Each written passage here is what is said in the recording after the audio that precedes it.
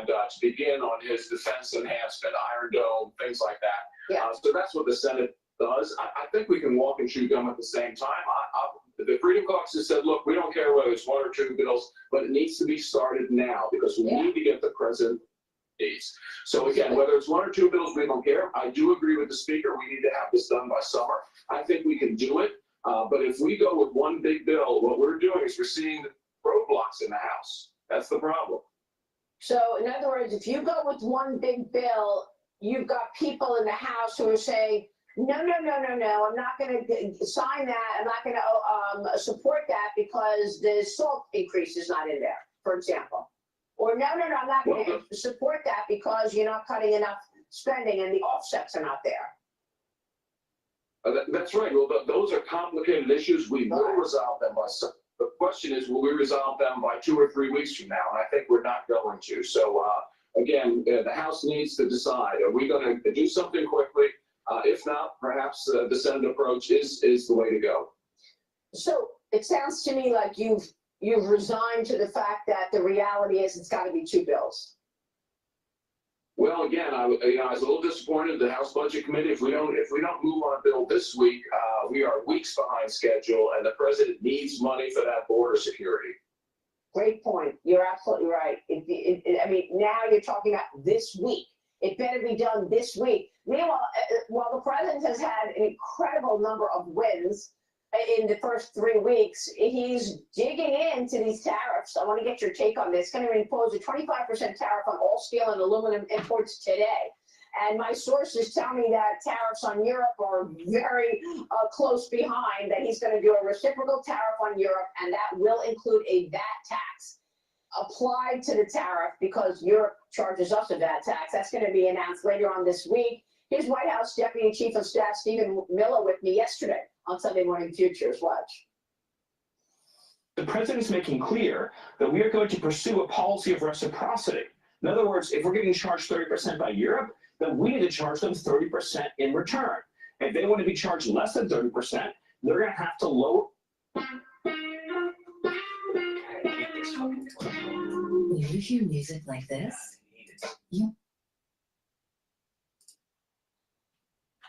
Where there are barriers so that it's fair and equal and, yes, reciprocal treatment. Here's another area where Europe is engaging in predatory practices. Tech companies are subject to digital taxes, censorship, and onerous financial penalties that are tens of billions of dollars every single year. Obviously, that has to go into the reciprocal treatment as well. You cannot have a situation where our country, our auto companies, our tech companies are just a piggy bank for Europe. Yeah, and now China is already retaliating, sir. Chinese tariffs on about $14 billion worth of U.S. goods take effect today. That range is from 10 to 15%, impacting crude oil, liquefied natural gas, farm machinery, and other products, Congressman. And by the way, you just heard Stephen Miller talk about what Europe does in terms of digital taxes and all this other stuff on our tech companies. China's not far behind because there's a good story in the Journal this morning. Here it is. China's strategy in trade war threaten U.S. tech companies. First line, officials in Beijing building a list of potential targets of antitrust probes, hoping to influence tech executives close to President Trump so he backs off on the tariffs. So we got it coming from all sides, Congressman. That's absolutely right. And the president has made it clear that, again, there will be reciprocity, just like Miller said. I mean, look, if Europe wants to hide its tariffs under the guise of VAT taxes or, again, going after tech and digital, we have to uncover that. And we have to, again, begin a discussion about rolling those back. Yeah. And by the way, we haven't even talked about this USAID, whatever you want to call it. I mean, all this money. $2 million for sex changes, LGBTQ activism in Guatemala, $6 million to fund tourism in Europe, $4.5 million to combat disinformation in Kazakhstan. Wow. Congressman, were you aware of this money that is being paid out from USAID? We suspected for years that there was basically a RICO deal going on in USAID, that there was gross corruption, there was conspiracy to hide where this money was going. And thank goodness that Elon Musk has found the paper trail for where that money was going. It infuriates many Americans, and they deserve to be infuriated over this. Yeah, we all are. Congressman, good to see you. We'll be following your work, sir. Thank you. All right, so that's. We're back. I have the live stream going on Rumble, the simulcast for X Spaces for the call-in. I've also set up both versions of the live stream on my website through Rumble and through YouTube. So if you want to see the dashboard, you can watch that on my website or through YouTube. And again, the live stream through YouTube. I have also updated X with all the links. So for the ones that are just joining on YouTube live stream, thank you for showing up.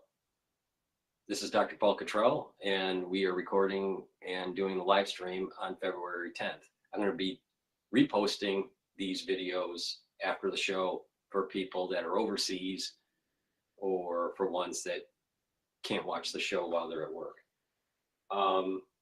Please join the call-in. It's supposed to be interactive.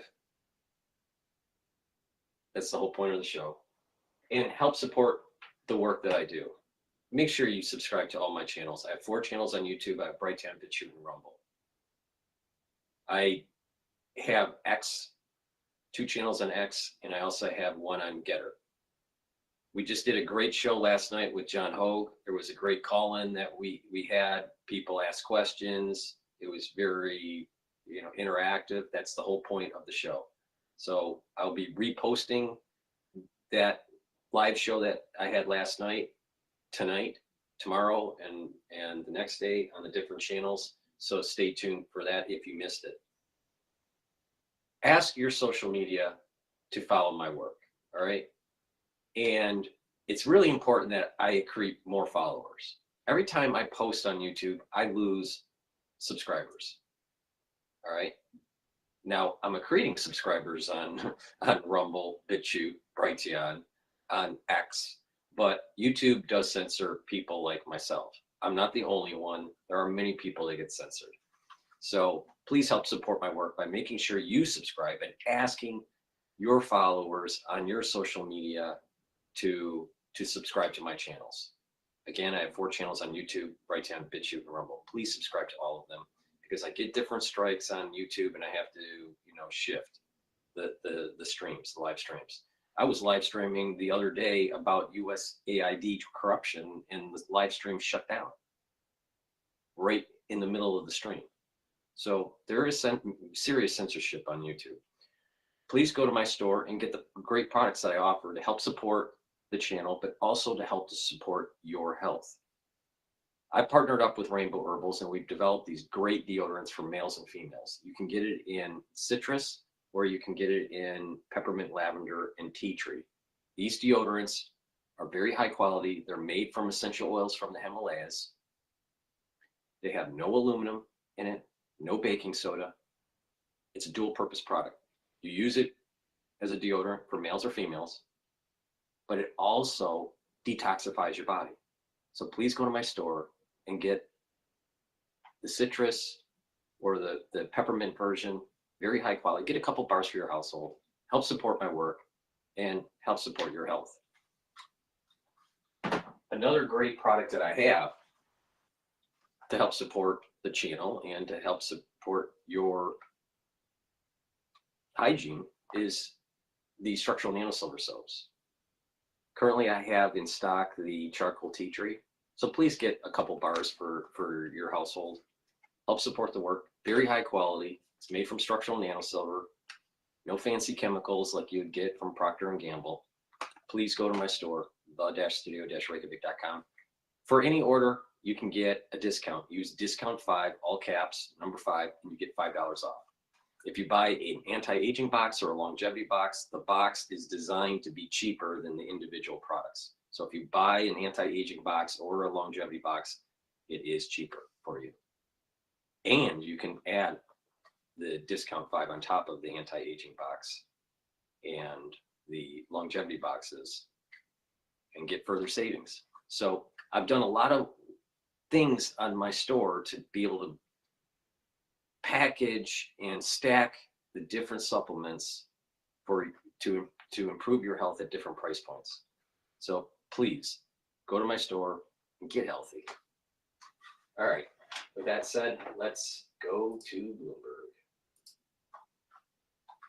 Buddy, happy congratulations Super Bowl if you are an Eagles fan. Happy congratulations. Yeah, why not? Okay. I watched the whole thing, I understood it, and now I'm super into football. I know everything about it. And your So, take on the This is my equivalent of Landman, a la Paul Sweeney. My take is that the Eagles were awesome and the Chiefs didn't come to the Super Bowl. That they stayed home. pretty good. Yeah, thank you. Thank you. So Good you feedback think from the Kelsey's Eagles. past his prime at this point? Yeah, I guess. I don't know that. I don't feel like I know Do you enough think football. Taylor still like Likes embraces him now? him? I do, because I think deep inside she's still good. Okay. Anywho, I digress. Happy Monday. I'm Alex Steele, alongside John Tucker. Paul Sweeney is off today. Nora Melinda joining us for the next 2 hours, and we have a lot. For the ones that are looking at the dashboard, the live market telemetry, the S&P 500 is trading at 6,063. The VIX is trading at 16. The Euro USD is trading at 1.03. Oil is trading at $72 a barrel. Long Bitcoin ETF, BITO, is trading at 22.66. And the USD Japanese yen is trading at 151.61. Now, it's important to mention, like I've said, when you look at risk building up in the equity market and even in the international markets, looking at the USD Japanese yen is a major bellwether for me. For years, actually 2 decades, I have looked at the USD Japanese yen as a signal, a potential signal where stress is building up in the system, in the international markets, that could affect equities. You can see that the Japanese yen strengthening. That's a sign that stress is starting to build. Now, it doesn't mean that it's imminent, but it's building up. VIX is low, so for today, the equities are going to trade up. But when you have this Japanese yen strengthening and the VIX spiking, that's really bad for equities. All right. Now, another sign is oil. All right. And oil's going up a little bit. Now, oil has been trending down since the election, since Trump took office. But today it is up at trading at $72 a barrel. So right now we have stress building up in the system internationally, but not too much. So today should be a rally for equities, barring that no other crazy thing happens, and anything can happen throughout the day. But at this moment in time, equities it's the stress that's slowly building up internationally has not translated into the VIX, and therefore equities are moving upward. All right. With that said, let's go to Bloomberg again. Interesting. So if you put them in a big jar and you take it to a bank, and you can you're surprised at how many pennies you're lying on. This is true. Just saying. All right, JT, thanks a lot. I'm Alex Steele, alongside Nora Melinda. Nora, first of all, happy congratulations, because that's what I'm going to start saying for the rest of the 2 hours.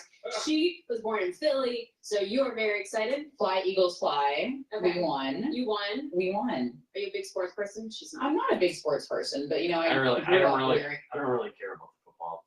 The whole football thing was a total. It's all bread and circus. It's all bread and circus. It's a waste of time. All right, so I want to. Let's go to Fox Business about this inflection point, once in a lifetime opportunity. Welcome back. President Trump says he will be imposing a 25% tariff on all steel and aluminum imports today. My sources also tell me to expect tariffs on Europe announced this week with a reciprocal VAT tax applied to it. That should be announced either Tuesday or Wednesday. Here's White House Deputy All right, Bloomberg is going back to real news here. 14% or aluminum, as some people say. Steel firms are also higher, Cleveland-Cliffs, U.S. Steel. So Trump also said he would announce reciprocal tariffs this week on countries that tax U.S. imports, and this would be enacted almost immediately. That's what he said. But of course, we know that he's threatened a series of tariffs as of late, and he's rescinded some, he's paused, he's delayed, so we really don't know. But the U.S. relies on aluminum imports from a lot of countries to meet the vast majority of demand. So this is kind of big news. Right, lots to dig into there, but what are you keeping an eye on in terms of the corporate side?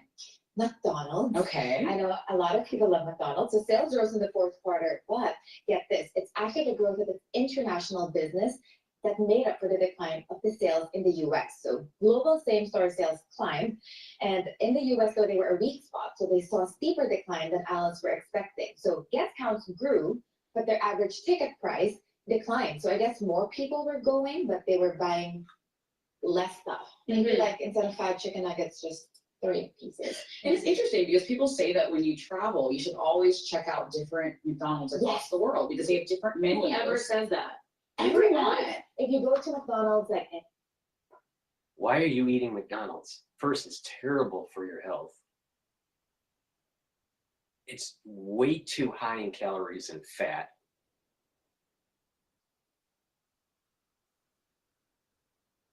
I mean, and it's too expensive.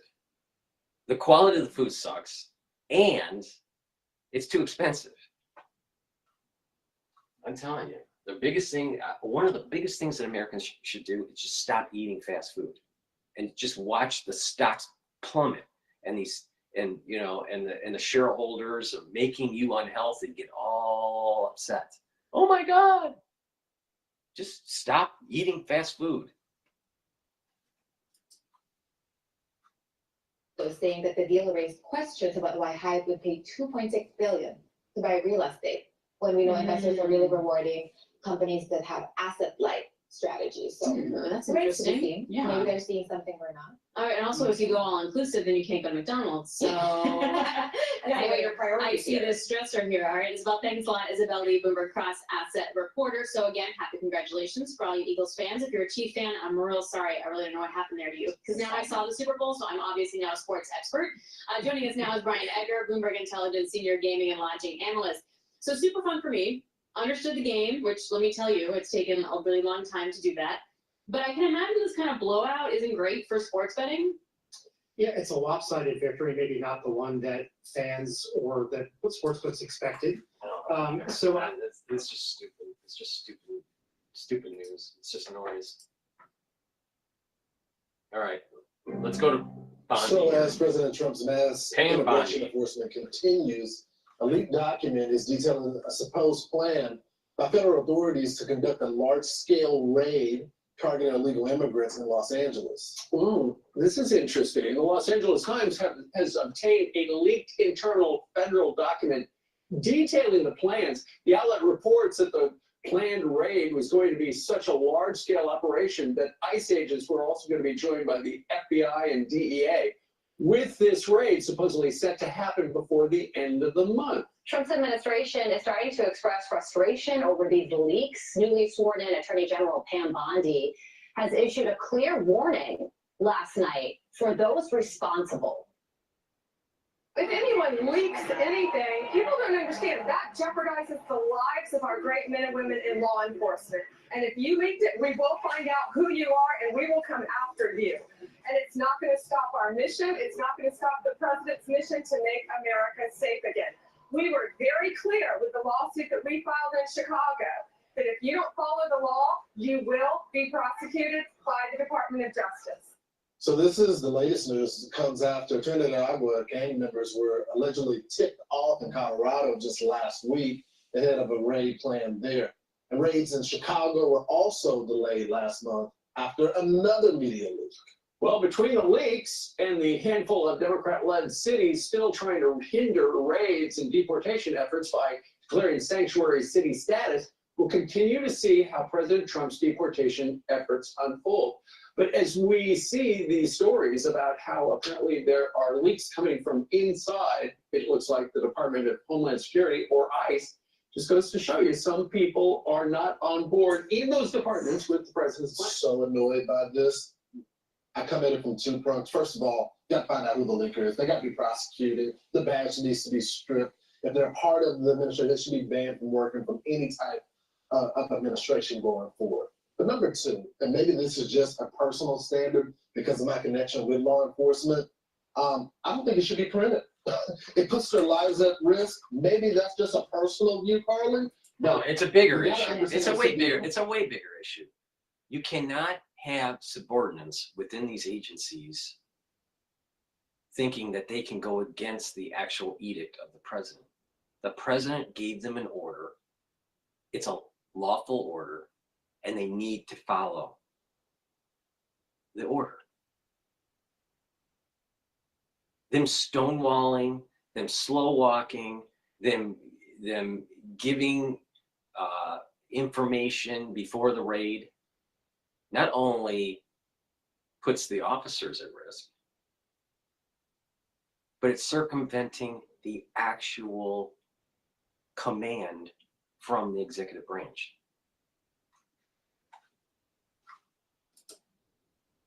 This is the reason why. So we were talking about This is because the we're reason talking why about criminals here. This is the reason During why. President- This is the reason why that Trump's first term was not as successful as it could have been, because you had a lot of people pushing back where they really didn't have the illegal authority, but he had close insiders that weren't.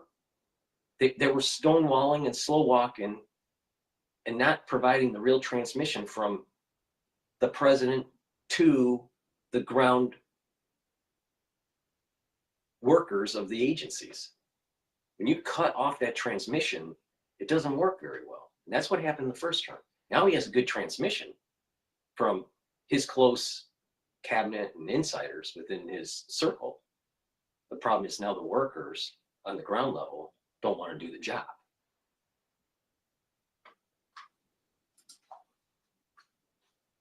Interview with Brett Baer, the Super Bowl one that aired yesterday. Brett asked him, what is success? How do you unite the country? And he says, the way to unite the country is through success. And getting criminals out of this country who are here illegally is what success looks like. And last week, you mentioned it in what we were just doing. There was that You have agents or workers within ICE or within the Homeland Security Agency giving a heads up to illegal immigrants and gang members. These workers then in the agencies are aiding and abetting.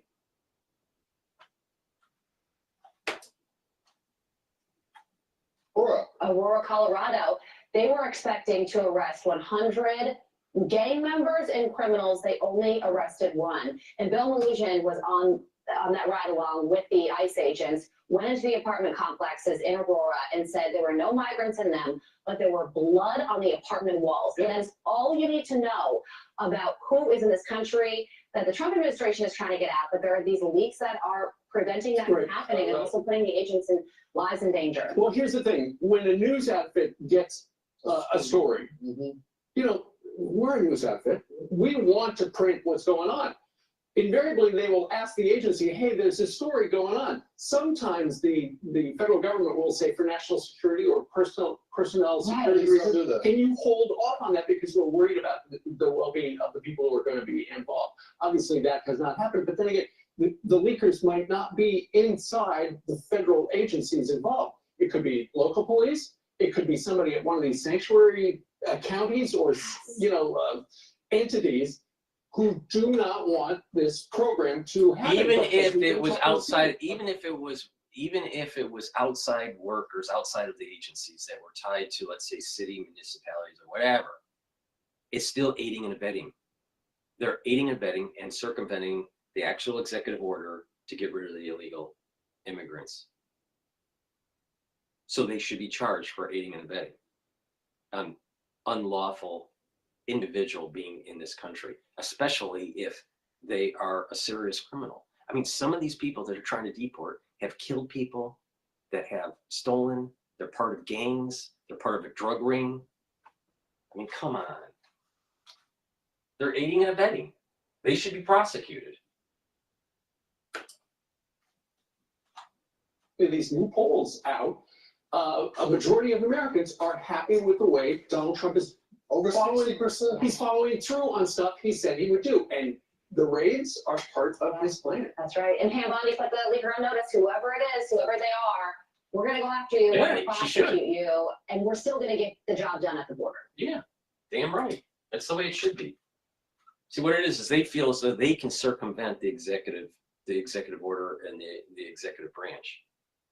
See, what's happening is you have the cities and the states and, even, just individuals within certain law enforcement agencies that want to push back, but they don't have a right to push back. That's the thing. They don't have a right to do it. Their job is to follow the order. Please go to my store, the-studio-reykjavik.com, and get the Max 14. And with the Max 14 or the Max 35, you swish it in your mouth, take a teaspoon, take a teaspoon of the Max 14, swish it in your mouth, gargle about 30 seconds, 20 seconds, and then swallow. What that does is it improves your oral hygiene.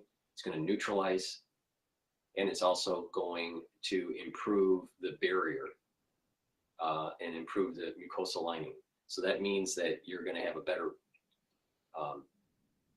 epithelial barrier. Epithelial tissue will be healthier in your mouth and also in your oropharynx. When you do that, you're going to have you're going to be boosting up your immune system. You're improving your innate immune system. So I take Max 35 or Max 14 every day. All right. I usually take the Max 35, but if I have more in stock for the Max 14, I'll take the Max 14. But the thing is that taking it every day is really important. I take a teaspoon a day. Now, if I'm not feeling well, I'm going to take a tablespoon or two a day. And again, you just swish it in your mouth, gargle 20, 30 seconds, and then swallow. And do that. And then once you start feeling better, then you go back to a teaspoon a day. So please go to my store, the-studio-reykjavik.com, get the Max 14 or the Max 35 to help boost up your immune system. Now, I have 4 pillars for the core of this health protocol, and then you add other supplements to it. The first pillar is the Max 35 or Max 14. Boost up that innate immune system. Now, the second pillar is C60, which is a very strong antioxidant. So you're soaking up free radicals and reducing stress on your cells and your tissue. The third pillar is to bring down inflammation, taking turmeric, ashwagandha, and lignans. By bringing down chronic inflammation, you're boosting up your immune system. And the last pillar, boost up your metabolism, increase your energy levels. When you have more energy and your metabolism is better, you're slowing down the aging process. Not only that, you have the energy to be able to help your other organ systems. And your immune system needs a lot of ATP. Your brain needs a lot of ATP. So when you start to age, guess what happens? Your mitochondria ages and you have less energy. When you're young, you look at someone that's really young, right? Like a toddler or, 1-year-old or 2-year-old. They're always running around. Why? Because they have a lot of ATP. Now, when you look at someone that's old, they're just sitting there rotting away in a chair. Why? Because they have very little ATP. So please follow my advice because I am 100% right on this.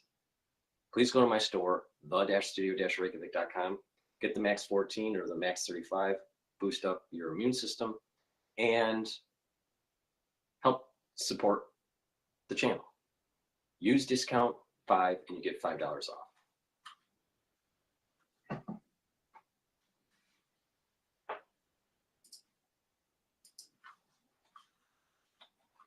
Well, first, when you think about tariffs, there's 3 issues to think about when discussing tariffs. First, the on and then the off again nature of the across-the-board tariffs on Canada and Mexico is likely to result in companies delaying, decisions on supply chain, just capital investment and so forth. So that's not good for Q1 or Q2 GDP because capital spending, which we know outside of AI-related CapEx, is only growing about 3% in the United States. I think second point about tariffs is that this new reciprocal tariff announcement is in its objective very similar to the border adjustment tax proposal that back in 2017, border adjustments were paired and symmetric, which essentially sunk Paul Ryan's congressional leadership in Trump's first administration. Moreover, the problem with Trump's imposition of tariffs is that it's another encroachment of executive power on the authority of Congress. I mean, it used to be that tariffs were legislative, highly debated, deliberative. What we're seeing right now is, two things from this movement towards border adjustment tax, rather than it being a national emergency or security that could be made with steel or aluminum, is that they're going to be subject to challenging the courts. Not to mention that the lack of deliberation in Congress makes almost every evening for us, potential market and moving event, depending upon the latest tariff proclamation from President Trump. It makes all of our jobs more exhausting, as we all could appreciate. Which then, based on that, is it a situation of just buy the dip? Because if there's any strong negative reaction to these broad tariff risks, but as you say, a border adjustment is very different than like these broad sweeping tariffs. And it seems like hedge funds and retail continue to decide to buy the dip. What do you think? I think the big problem with that is that, the high and immediate tariff approach that President Trump is bringing to bear in trying to bring offshore U.S. jobs back to America is problematic. Before you can protect industries, you first have to have them. For example, if auto assembly relies upon parts made in Canada or Mexico, a 25% rise in parts could mean a slowdown or shutdown in an auto assembly plant, resulting in U.S. unemployment. The disruption during COVID highlighted how badly we gutted American industrial output in a lot of products. And Scott Bessent, people forget, he originally pushed for new universal tariffs on imports that started only 2.5%, and then rise gradually as we build up the industries to replace things that we don't produce at scale anymore. So I was on my way home from the basketball game and I started to feel that very sharp inflationary impact historically from tariffs. It's hard to see how short-term, tariffs won't contribute to both inflation and potentially economic slowdown, which could be problematic. So buying the dip, today looks smart, but we'll have to wait and see how this all plays out. Do you expect any sort of forward trading volatility fueled by this global tariff uncertainty? Do you see any areas for opportunity or any areas that you're shying away from? I think right now the market is broadening out. We're seeing equal weighted S&P outperform away from Max 7 simply because the spread between earnings growth that's being reported between the 493 companies and the Magnificent Seven has narrowed, even though it still remains quite significant. And as you mentioned before, at the outset, concerns about CapEx spending being excessive, given the DeepSeek news that we've seen over the last couple of weeks. So I think where we are today is that, the best strategy and what we're doing in our funds is, one, we have a dedicated infrastructure fund, which is really leveraging off of the opportunity set that we see. But in our American fund, what we're doing is essentially continuing to barbell the Magnificent Seven with a hedged exposure against the Magnificent Seven with what we think are idiosyncratic ideas like in healthcare, biotech, and other areas which would be less impacted by disruption in global trade. Right, so you can't not own them, but you need to also have exposure to other things. Last question here. Fed Chair Jay Powell, front and center in D.C. on Tuesday and Wednesday, testifying to Congress, first the Senate, then the House. What's the most important thing for you to hear? Stability. I think Fed Chairperson Powell has done a very good job. He's trying to bring the country back to a monetary policy which existed prior to the global financial crisis, which is, real interest rates around 2%, current Fed funds rate, which is consistent with the, pre-GFC environment. I think people of the past generation need to go back and look at essentially what the interest rate dynamic was before we had a period of time when interest rates were essentially zero for a prolonged period of time and the disruption that that caused. So I think stability from Chairman Powell is a good thing, and that's something that markets should essentially reward. Say less, I guess, basically. Hey, James, really appreciate it. Thank you so much, James Abate, Managing Director and Chief Investment Officer over Center Asset Management. Some individual stock stories that are quite interesting to track is TD Bank seeking to raise about $14 billion in a Schwab stake exit. They want to get rid of that entire stake in Charles Schwab. We wanted to get more on this with Paul Goldberg, Bloomberg Intelligence Senior Equities Analyst. Paul, what did you make of this? Like, why would they do this? Is this just strategic or is there something else going on? I don't think it's necessarily strategic, Alex. I think it's partially to simplify the business. Also, TD got hit with AML investigation and was fined and got an earnings cap, got an asset cap in the U.S., so they can't really grow in the U.S. much larger on the banking side. Sounds like they're trying to simplify the business, have an ability to buy back some stock, have some extra capital in hand. Where does TD's business currently stand? If you were to give us a broader perspective, how is it lining up against competitors? Well, I think that you have to look at it in two different areas. One in Canada. So in Canada, they're one of the largest banks across personal and commercial banking. In the US, they, again, one of the largest banks, but they're very much personally focused people all over the east coast of the US. So what is going to take for them to... I want to drop into Fox 24. I think they're talking about AI at the moment. Sans doute, without a doubt, it's one of the greatest transformations of modern times, and we have to decide whether or not we're on the right track and at the right speed. France is looking for allies to ensure it doesn't miss out on the artificial intelligence curve. A €50 billion contract from the Emirates and another €20 billion from a Canadian fund. France is also counting on the support of India, which is co-chairing the summit in Paris. The French government says they want to diversify alliances to avoid being dependent. Money is AI's lifeline. We're very good at raising money for soccer clubs. Why shouldn't we do it to finance our French excellence when it comes to artificial intelligence? To stand up to the Chinese and American titans is a third way possible. Sovereignty is a major issue, and in this battle, France is conceding there is some way to go. We Europeans are a little behind, un peu distancés. Paris will be AI's world capital this week, hosting heads of states and CEOs. At the heart of the AI summit, there will be questions on regulation and how Europe can stand out. France's AI ecosystem is made up of 2,000 startups, engineers, 300 data centers, and soon 35 new sites. With President Trump's announcement on the Stargate project, or China's DeepSeek, there are no rules. They're put aside. The European Union and France have opted for a more measured approach. This week, France also announced its intention to equip 6 million public agents with AI software to facilitate their work, a further step in this revolution.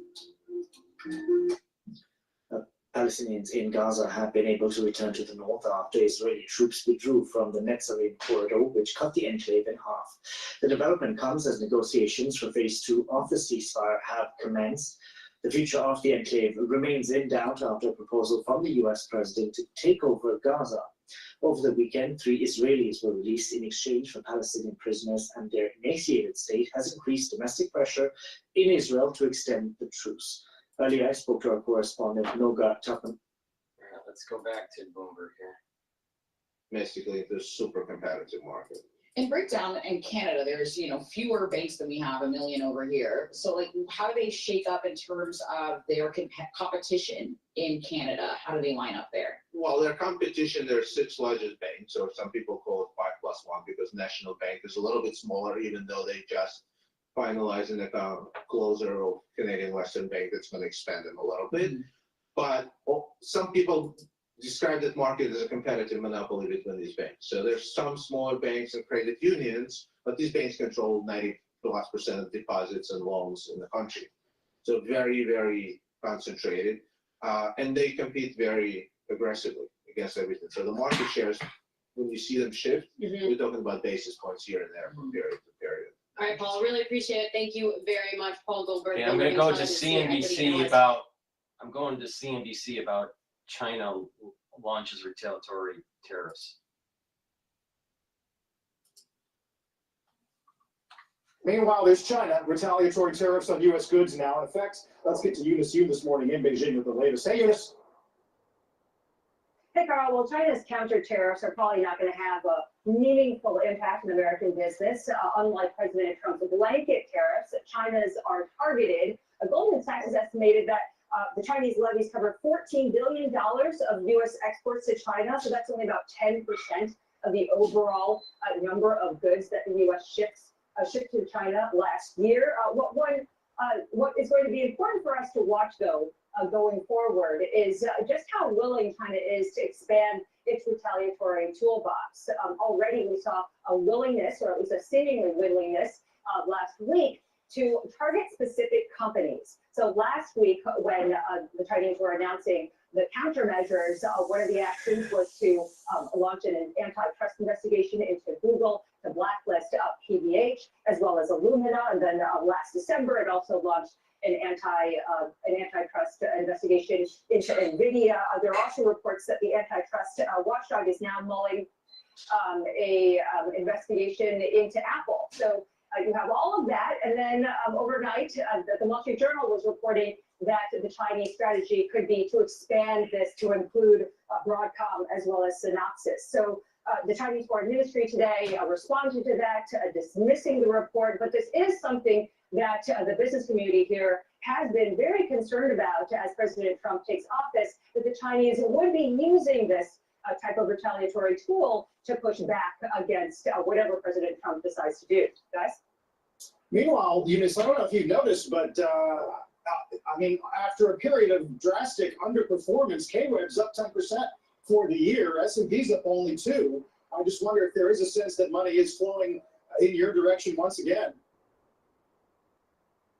You know, from outside, I've heard that people say that the values of Chinese stocks has gotten so low, so maybe this is a time to get in. But from a Chinese perspective, a lot of investors are staying very far away from the Chinese stock market. Of course, a lot of Chinese cannot, unless you're. Now, remember what I said about the Japanese yen, USD Japanese yen trade. The yen is strengthening. That's usually a sign that the system is building stress. Now, that stress may be this whole tariff issue in international trade. And, you know, if these tariffs continue to go on, if that's the case, then most likely the Japanese yen will continue to strengthen. And then eventually, enough stress in the system will lead to a higher VIX index, which will lead to a sell-off in the equity market. Professional invest outside of the country. There are a lot of capital controls that make it difficult for people to do that. And in fact, what we're seeing here is many Chinese investors and just ordinary Chinese looking to open US dollar accounts as well as investing into gold. So it's a little bit of an irony, actually, because the messaging in China has always been that the dollar shouldn't dominate, that the yuan should gain an international status, but its own people are looking at the US dollar thinking maybe that's a better investment. Yeah, it does explain gold at all-time highs once again. Eunice, we'll talk with more frequency today, Eunice, you in Beijing. All right, now. Hi, I'm Kevin. Now, let's take a look at.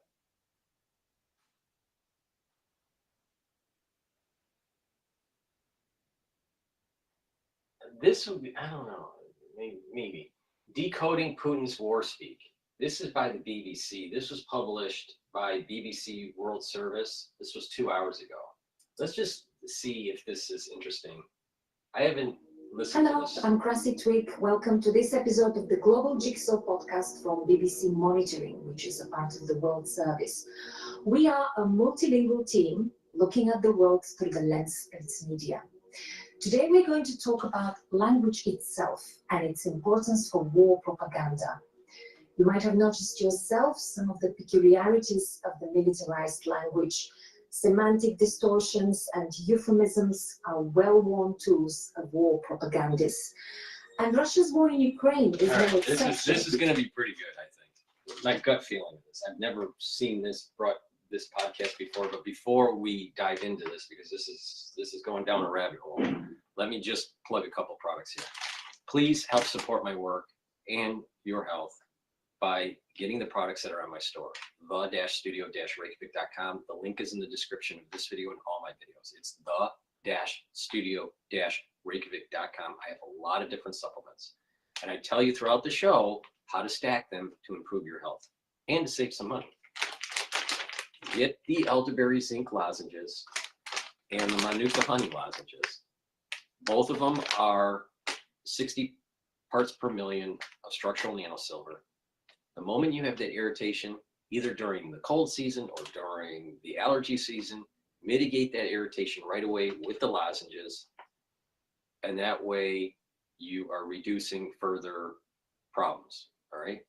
Creating those secretions around the irritant to neutralize the irritant, and creating the secretions to protect that epithelial tissue and your oral pharynx, and create that barrier to maintain that mucosal barrier. Really important for your innate immune system.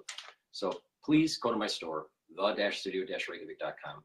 Get a couple bags to your household. Have some at work. Have some at home. Have some in your backpack, because you don't know when you'll start to have that issue. Now, we are still in the cold season in the United States. Many states in the United States had a big winter storm that came in, so people are going to get sick, and it's really important to have lozenges right when you have that irritation. After the cold season, we're going to be moving into the allergy season, and it's really important to mitigate those allergens right away. So please go to my store, the-studio-reykjavik.com. Get the manuka honey or the elderberry zinc, very high quality lozenges. Get a few bags for your household. Be prepared. If you're prepared, you don't have a problem. When you're not prepared, you can develop a problem.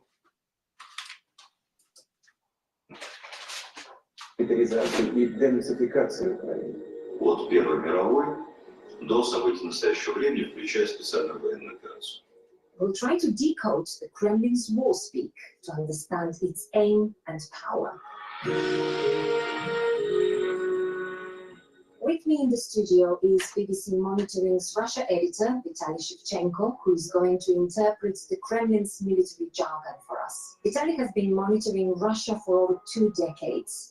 He's a native Ukrainian, so he can decipher the crossfire of insults and help us understand how the war is talked about and why. In the second episode of this mini-series, we'll turn to Ukraine's linguistic strike back. Today's episode is all about Russia. So, Vitaly, language. Why are we talking about language? Why is it important for war propaganda? Well, tragically, Ukraine, the war between Russia and Ukraine is a very good example of how words kill. Without language, without words, none of this would be happening, really. And language matters, well, for a lot of things, including propaganda and war, because it's a key tool which humans use to interpret reality, to understand reality, to process reality. And governments, particularly dictatorial regimes, they build whole linguistic universes to twist reality. You've been watching Russian state media on a daily basis for the last 3 years and more. How have pro-Kremlin commentators been using this kind of language? I would say they use it in 3 key ways. Number one is using language to explain reality away, to make people more accepting of the grim reality of war. And key here are euphemisms, i.e. words that downplay and diminish. The second key way is, well, basically making people hate the enemy more by dehumanizing the enemy, making the enemy look like they're not humans at all. And thirdly, language is being used to conceal the true nature of what's going on. So I'd love to hear the examples in the local language. So when you talk about the euphemisms in language that conceals and maybe points the attention to something that is supposed to be important and stuff that is not important, you're not supposed to talk about.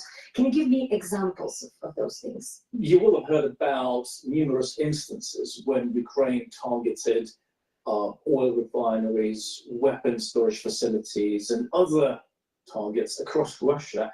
So the Russian media, they've come up with the whole language specifically to play down the impact of these strikes. So instead of fires, they say, for example, smoke. There's been zadumlenie, there's some smoke going on.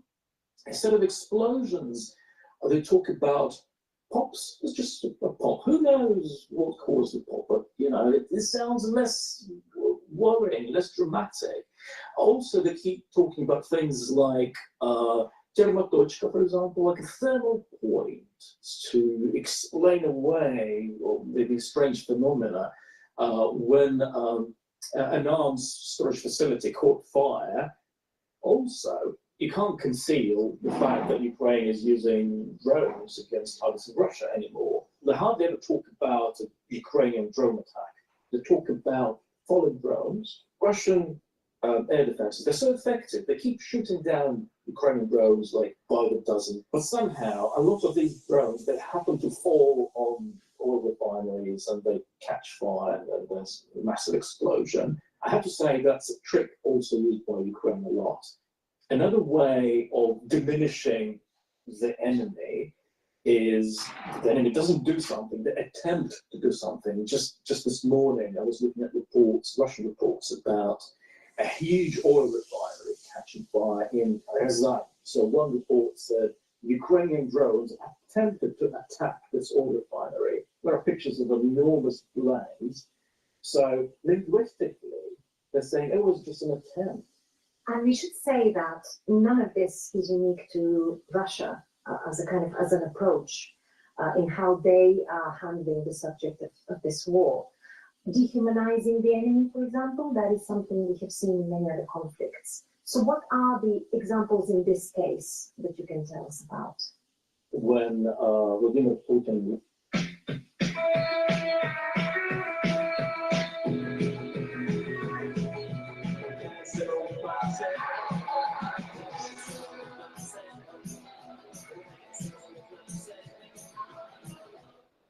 I think about that.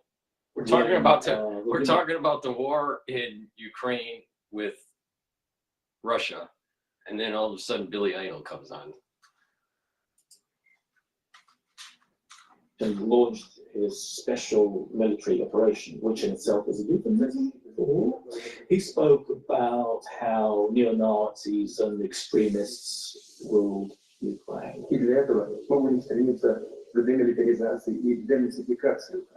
Much of the official reporting of Ukraine in Russia, it keeps talking about neo-Nazis and extremists. They're not people, they are extreme. There are different words that they use, one of which is ukrop, which means dill, like the herb dill. And the reason why that word gets used to denote Ukrainians, because in Russian and Ukrainian it sounds similar, ukrop, Ukrainians, or Ukrainets. That's why that kind of word is used very often.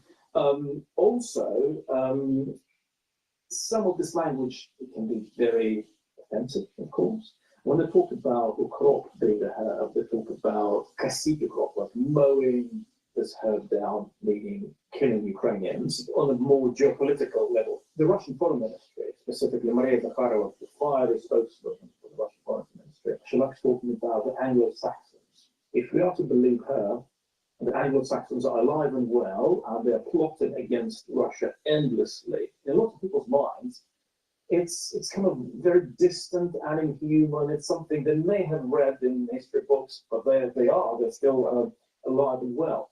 Take the Ukrainian army or the Ukrainian government, they hardly talk about them in terms of the government and its army. They talk about the regime, the Zelensky regime, or militants or paramilitaries ruled or commanded by the Zelensky regime.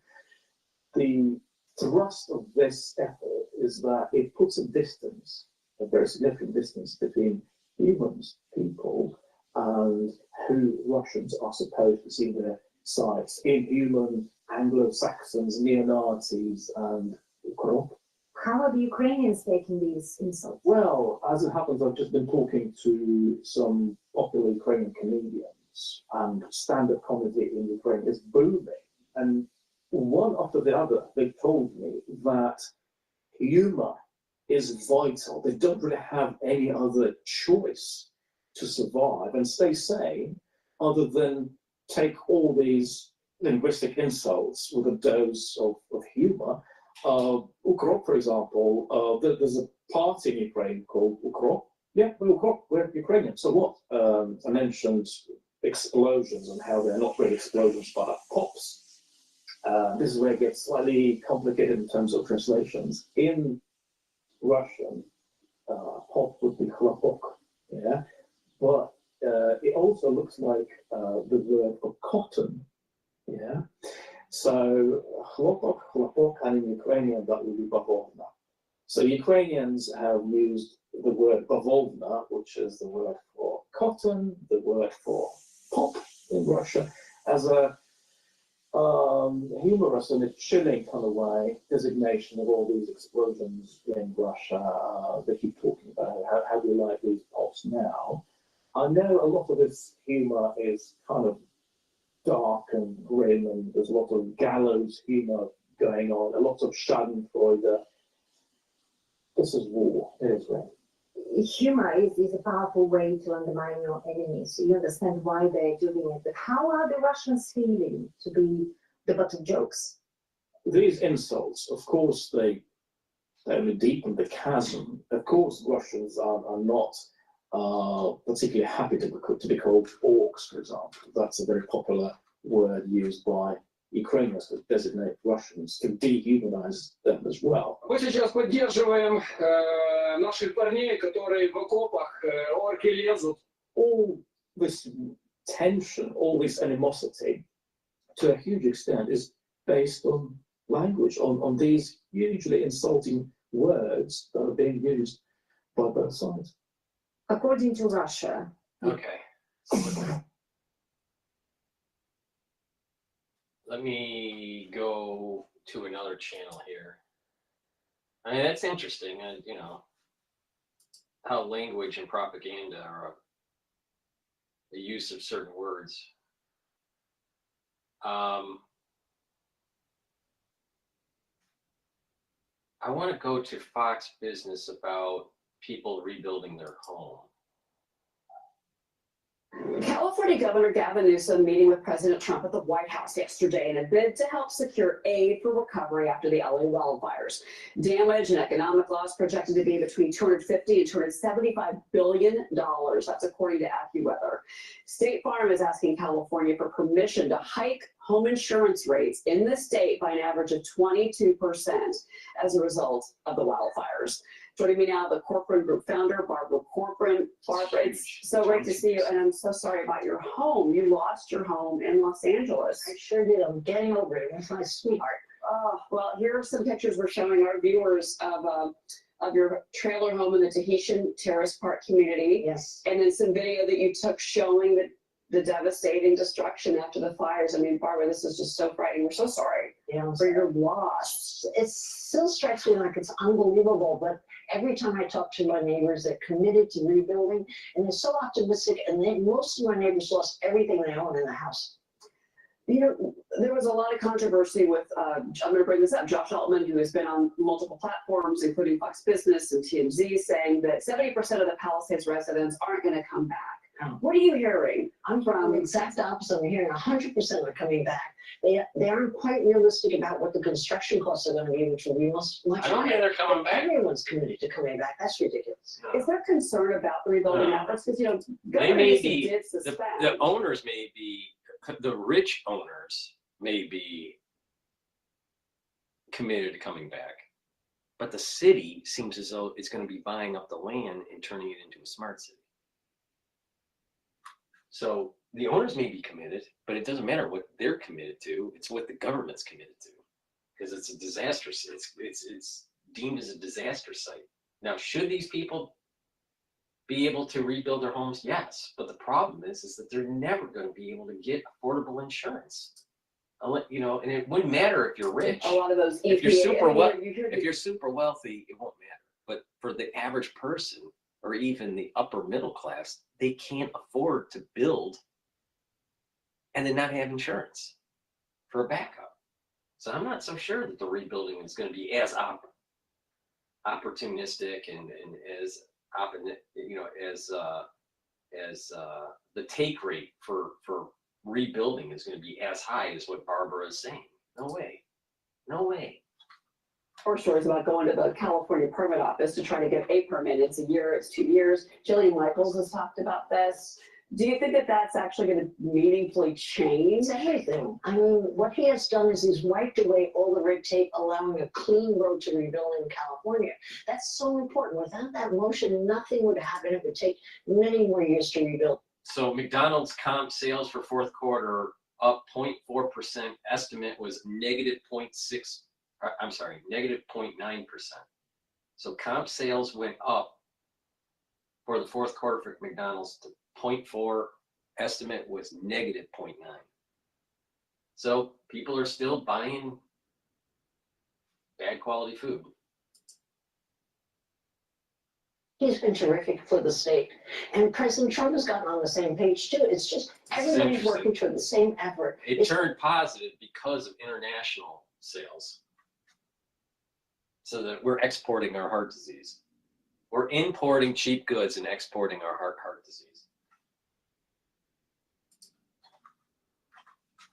Perfect to watch everybody coming together. Now, there has been a lot of talk in Washington about putting conditions on the aid to California, because on the same breath that Gavin Newsom went to Washington yesterday to ask for recovery aid for California, on Monday, the state legislature in a special session that he called, it's $50 million. $25 million is to fight President Trump when it comes to immigration.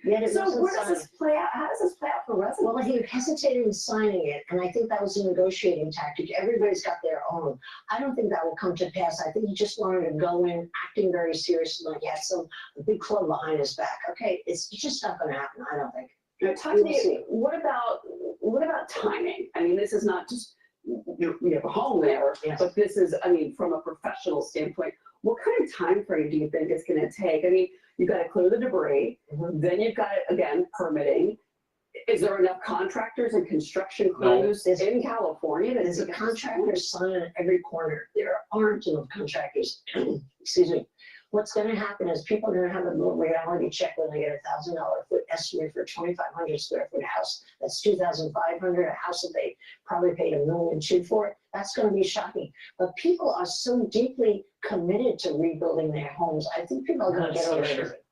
I'm not so sure they're so deeply committed unless they're uber wealthy, unless they have a lot of wealth. Maybe not uber wealthy is like Elon Musk. And it doesn't even seem like he even has a house. He just seems to sleep on the floor everywhere. But maybe that's the reason why he's uber wealthy. But very wealthy people are going to rebuild. But a lot of people lost their homes that weren't very wealthy. They're not going to be able to rebuild. They're just impossible. It's impossible. They won't even get the insurance. And a lot of these people that aren't wealthy, they don't have extra money. So they'd have to borrow the money from the bank. What bank is going to give them the loan if they can't get adequate insurance? It's not going to happen. I don't think she's talking about she's talking about wealthy people. She's not talking about the average person that lost their home. Money for your neighbors. Yes. Your neighbors that lost everything. Yes, it did. Yeah, the neighbors. The neighbors. You know why she's really wealthy? Well, she's been blessed and did well in the real estate, but also because of Shark Tank. All right? But she's wealthy. Her neighbors are wealthy. She doesn't have poor neighbors. She doesn't have average Joe neighbors or upper middle class neighbors. She has rich neighbors. This woman is disconnected from reality. We going? Well, the neighbor next to me had no insurance on his house, and the neighbor next to him had lost her insurance only 2 weeks ago because she was 10 days late on her payment. You know, the insurance companies have been very quick to cancel policies, which people don't know. They're very slow to rewrite policies. Virtually no policies are being rewritten for months before the California fire. So insurance has been a real issue, and I'm hoping that something's going to change it to ensure these houses will sit built. Yeah, because a lot of those, especially the Pacific Palisades. So maybe the rich are living a little bit on the red line on the way what they can afford. Maybe that's what she's saying. Maybe they shouldn't even be living there. Why not live in a place that is cheaper, safer? It has less BS. But I'll tell you, a lot of people are not going to be rebuilding because they can't afford it, and they can't get the insurance, and they can't get the loan from the bank. Farm last summer was canceling multiple policies, but they're saying you can't build in these areas anymore. They're saying we can't unless the modeling changes from their perspective, which it sounds like that is on the right track now. It is on the right track, but who's saying they can't build? You mean the insurance companies? The insurance companies are saying that in certain areas in California, it doesn't make sense to insure properties because they are just too high for fire. It's an opinion. Maybe not the Palisades, but in parts of well, even if they were talking about the Palisade, it's a play for getting interest, getting a raise on their insurance policies. You know, so I'm not sure that's coming from anything but a singular opinion. Okay, well, while I have you here, 30-year fixed mortgage rates hit their lowest level in 6 weeks. Yeah. Finally, they're now below 7%. This is now from a fraction of a point. Trying to find some, but mortgage rates are just not moving lower. How is this affecting? No, like I said yesterday, the bread circus with the Super Bowl was not that important. What is important is that 30-year rate mortgage of 6.97%. That's so much more important than who won the Super Bowl, if Taylor Swift was there, who played the halftime. The bread circus doesn't matter. It's over. You probably gained weight because you eat too many Doritos. And guess what? The real game is that interest rate right there, 6.97%. But most people couldn't tell you what it is. Most people couldn't tell you what the federal funds rate is, which governs this. It sets the rate, and then banks bring it up for the mortgage. And so it's affecting bond markets, it's affecting the yield curve. That's the real Super Bowl. That's the real thing to pay attention to, not the bread circus that a lot of people wasted their time on yesterday. In 2 ways. Mentally, it affects the housing market because people are waiting for very good news, and coming down a 10th of a point is not really good news. It went from 7 to 6.9. Psychologically, that makes a difference. But with interest rates remaining high, what it really causes is fewer houses on the market. No one wants to move, and fewer houses to choose from at higher rates. So it's difficult for home buyers today. Do you think that sellers, because we're now going into the spring selling season, yes, we are. Do you think that sellers are going to start to get realistic about the prices? No, I don't think so. I don't think it's in the nature of sellers to be realistic. Honestly, their house is always worth more. You don't think the agents are going to come in and say that they're being a little unrealistic? Because I mean, there's still no movement. Yes, there's no movement. I don't think prices will shake out at all. I think they'll hold out, hoping interest rates will go down again. And what is it to them? It's another 6 months. And a lot of the sellers have very low interest rates. They don't want to give up. Where is your attention focused? Which markets are you focused on? Well, I really like the luxury market. I hate to say I'm very bullish on that, particularly in warm climates. All the rates are going up almost double the national average, and that's a pretty good report card. So you're talking about Florida. I don't know. I'm looking at the way Barbara talks, and it's hard to see it with the camera angle, but it looks like her mouth muscles are more developed on the right side of her mouth than on her left. It's as if she has a slight paralysis of the muscles around her mouth on the left side. And they're hiding it with the camera angle. It's very It's odd. working. Yeah, well, Barbara, certainly, again, our thoughts and prayers are with everyone, you, your neighbors, and I hope that the GoFundMe can produce results for Produce a you. lot of money, but most importantly, everybody's coming together in California. You have to realize that the government is coming in, personal wealthy people are coming together. There's a lot of egos involved, but everybody's trying to lead the judge. All right. Yeah, Well, Barbara, yeah. thank you. I don't believe that there's going to be a major rebuild. I think it's going to be a smart city. I'm sure was the whole plan.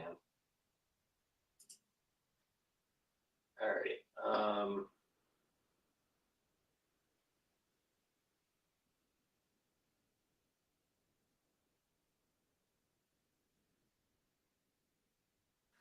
All right, let's go back to the Bloomberg while I find another video to play here.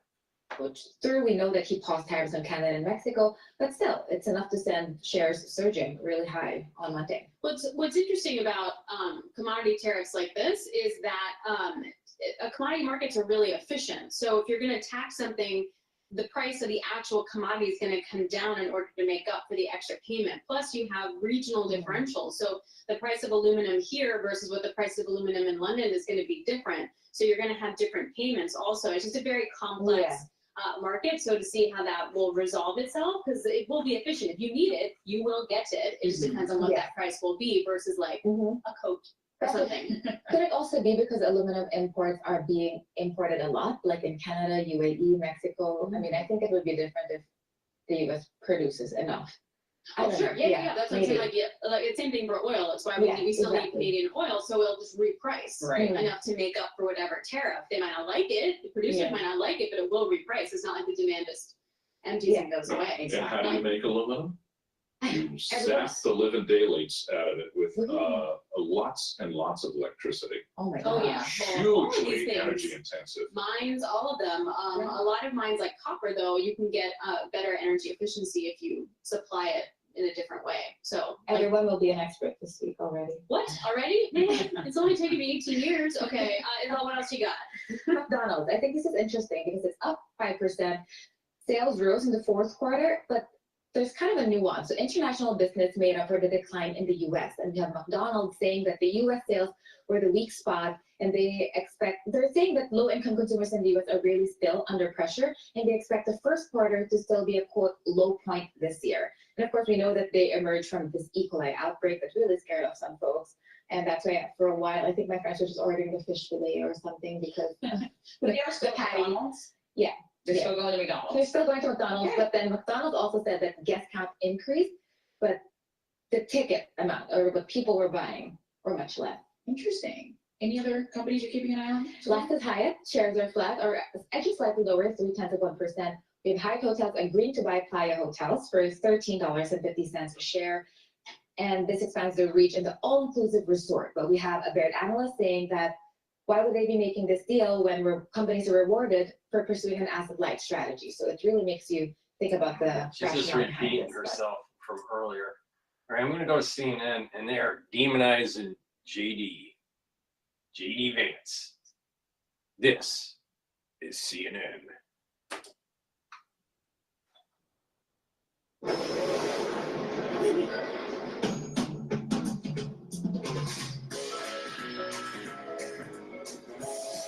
Vice President J.D. Vance is questioning whether courts can block actions taken by the president, and some are inferring that he's raising the possibility that the president just ignore these orders. This is what the vice president wrote, quote, "Judges aren't allowed to control the executive's legitimate power." This followed a judge's order that temporarily blocked Elon Musk and his team from accessing sensitive Treasury Department systems. With us now is CNN senior legal analyst, former Assistant U.S. Attorney for the Southern District of New York and Philadelphia Eagles fan. That is why I'm wearing the tie this morning for you, sir.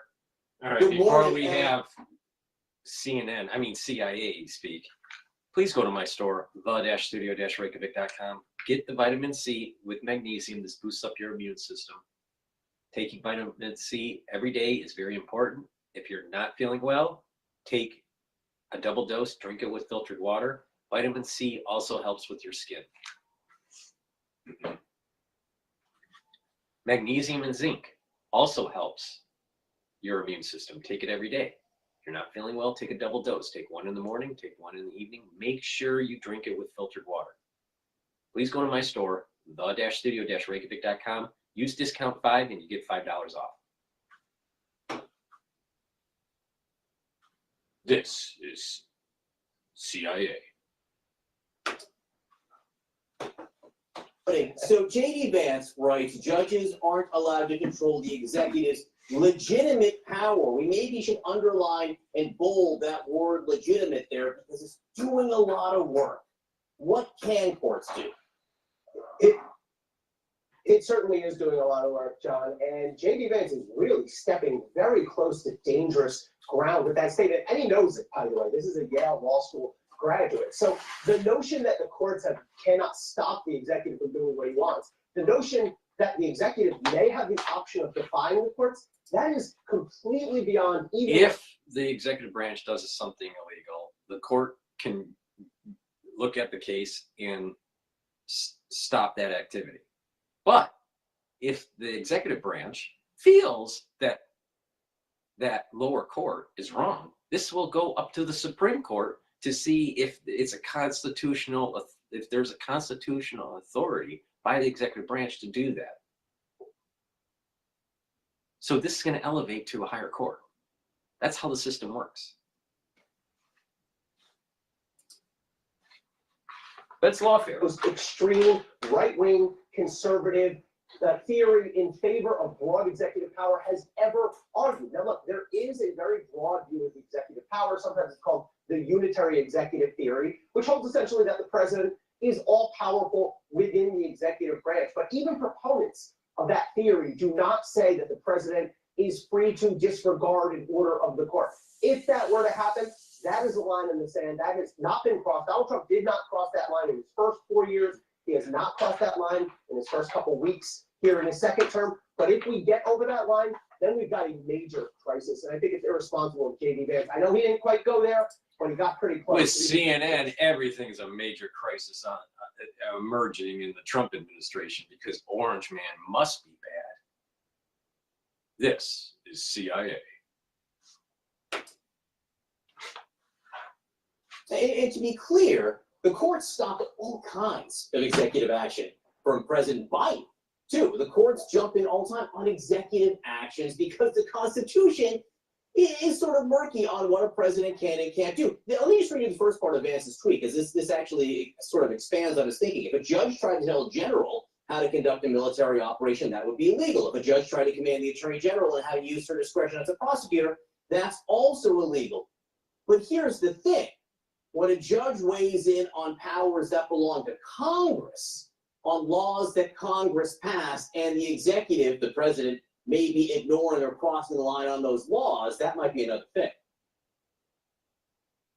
Yeah, I mean, even the premise of J.D. Vance's statement there is incorrect. I mean, judges do have the authority to block extra constitutional actions by the executive branch or by Congress. And John, you're exactly right. That has happened countless times to every administration in recent history and probably in the entire history of the United States. And president is part of being president. Presidents have railed publicly against decisions by the judiciary, but at times that's what the judiciary does. That's what the judiciary exists for, to say, no, you've gone too far, either Congress or executive branch. I agree with that. that. We are seeing this spate of decisions from district court judges. Those are trial level federal judges. We'll see another one today on the buyout issue. But remember also, there's a process here. If you lose in the district court and you're the administration and you don't like it, you have the right to appeal up to the Court of Appeals. And then you can even ask the next level, the U.S. Supreme Court, to take the case. So it's not as if the game is over once the district court judge rules. There's still many other layers of protection and appeal built in there too. So to what extent, Ellie, do you think that the White House, the Trump White House, knows this and this is a concerted strategy? I ask you this because I read this renowned legal scholar over the last few days who said that the White House is engaging in what's called a make-me strategy. What's wrong with that? I mean, look at all the lawfare that they threw at him during his first term and during his presidential run for his second term. I mean, my God, CNN is so biased. What's wrong with make-me strategy? That scholar is a little shaky in some of his opinions. Yeah, look, the strategy that Donald Trump has used here so far is he's going to do what he wants first. And then he's going to make plaintiffs, he's going to make state attorneys general, he's going to make private citizens go sue him in court. If they want to stop him from doing what he wants, they have to make him. So that's definitely been a strategy by the president, but that's not unconstitutional. Right. Where it crosses a line is if that happens, he goes into court and the court says, you're not allowed to do this executive branch, or I'm putting it on hold, I'm putting an injunction. And then if the president or the executive branch defies that, that's when we get into real trouble here. So for sure, Donald Trump has taken a conscious legal strategy of, I'm going to do what I want. Maybe I'll lose in the courts. That's fine. I mean, I think there's problems in that, but that's not unconstitutional. Where we cross the line is if we start defying the courts. Just to be clear, it was Eli Honey, who was a renowned legal scholar, writing about the make me strategy. In 20 seconds or less, the Supreme Court, this Supreme Court, do we have any hints about where they may be predisposed to go on how much power an executive has? You know, this Supreme Court has generally been taking a broad view of executive power, but I also think it's a mistake to say, oh, they're a 6-3 Supreme Court. They ruled in favor of Trump on immunity. They're going to do whatever he said. They have rejected Donald Trump at many key junctures. They rejected his election fraud claims. They rejected some of his efforts to stop prosecutors from taking steps against him. They rejected his efforts to resist the subpoena. So I think this Supreme Court will not tolerate if the executive branch crosses that line of defying the courts. Yeah, and also Congress. When Congress writes laws, Please go to my store, the-studio-reykjavik.com. Get the probiotic either in the veggie cap form or in the powdered form. I prefer the powder because I mix it with a bunch of other powders in my hummus for my lunch. But it's up to you how you want to take it. This is very important for good gut biome, good gut health. By taking a good probiotic and improving the health of your gut, you're going to absorb your nutrients more. You're going to have better metabolism. You're going to have a better communication between your gut and your liver and your gut and your brain. You're going to reduce inflammation in your gut, and your immune system will get better. Please go to my store, the-studio-reykjavik.com. Get the veggie cap version or the powdered version on my store, the-studio-reykjavik.com. Please use discount 5 and you get $5 off.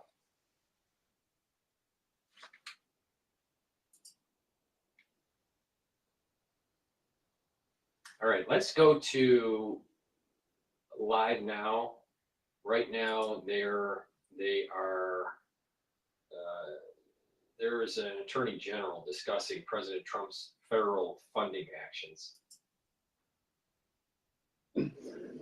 And I'm grateful for my fellow attorneys general to be able to collaborate with them on a common purpose, a common to protect the residents of our states and to do our share, our assignment in protecting the rights and the privileges of the people we serve. Over the past couple of weeks, as these things have happened, and I sort of posted your responses to them, there's always a lot of comments. Come in and say, that's how you roll, people elected the president. Why is this so? Look, let me say this to the people of Maryland who wonder what the role of the Attorney General is. My role is to protect the rights and the privileges of Marylanders. And I also recognize that there are many actions that come out of Washington where it is appropriate, more appropriate for others to act. And that's why we see lawsuits being filed against this administration by a number of non-governmental organizations, whether it's labor unions, whether it's democracy-oriented and reform-oriented organizations that are rightfully challenging these illegal actions by the Trump administration. But when we in the Office of the Attorney General evaluate and assess the threat coming from Washington, and we can draw a direct link to the rights and the privileges and the interests of Marylanders, Marylanders have an interest in NIH funding at the levels that they have been up until this weekend, for that funding to continue. It's going to save lives in Maryland. It will create jobs in Maryland. It will ensure that Maryland continues to be a leader when it comes to research. That is being threatened today. Marylanders who have in our economy one of the workforce is one of the highest percentages of federal workers. When the president threatens federal workers, that's a direct attack, not only to the men and women who are public servants and faithfully serve our country, providing services to the American people, but it is an assault on the economy of Maryland. It will have an impact on things like tax revenues and unemployment insurance and the ability of state government to deliver services when our important partner, the federal government, abandons that mission.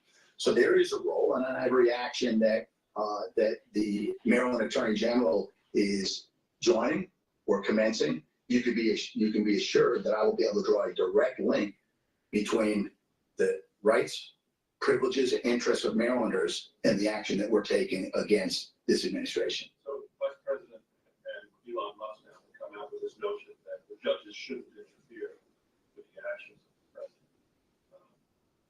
And that you say? Look, and they also use a fairly, sort of misplaced analogy to generals on the battlefield, and I served in the United States Army. I served as a judge advocate general, and I can tell you right now, there wasn't a single general that went into battle that didn't have their judge advocate general, their army lawyer at their side, advising them on the do's and don'ts. Even in warfare, there are do's and don'ts. So this notion that generals or judges should be, or that generals and therefore the president should act, without any guardrails or restrictions. That's simply equivalent to taking the U.S. Constitution and burning it up and throwing it out, because that is not what was contemplated by our founders. Judges have an important role, right? The president needs to execute the laws, right? Congress needs to break free with the new Opera GX, a browser that puts you in control with a brand new design that frees up even more pixels for personalization and an inventory of features to up your game at every level. Like example, and it's been articulated by a number of judges since January 20th, his sort of unilateral effort to eliminate birthright citizenship in this country. That has been a well-established law coming out of the Supreme Court in the late 1800s, and even before the Supreme Court's decision in the 1800s, a lot of common law supported that. So the judges, the courts have a role to play in our system of government. Well, let's go one follow-up, then we'll come down here, then we'll work our way around the room.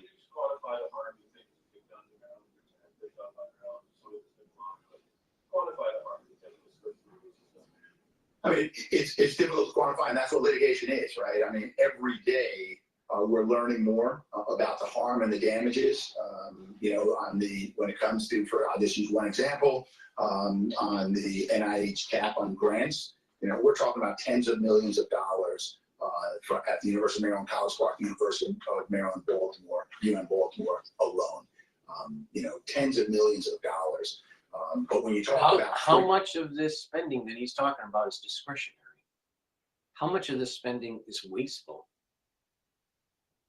He didn't answer that. Impact on livelihoods, it's an impact on families, it's an impact on those populations that rely. So as long as it just keeps on creating jobs, but it's wasteful, then it should be okay, right? Is that what he's saying?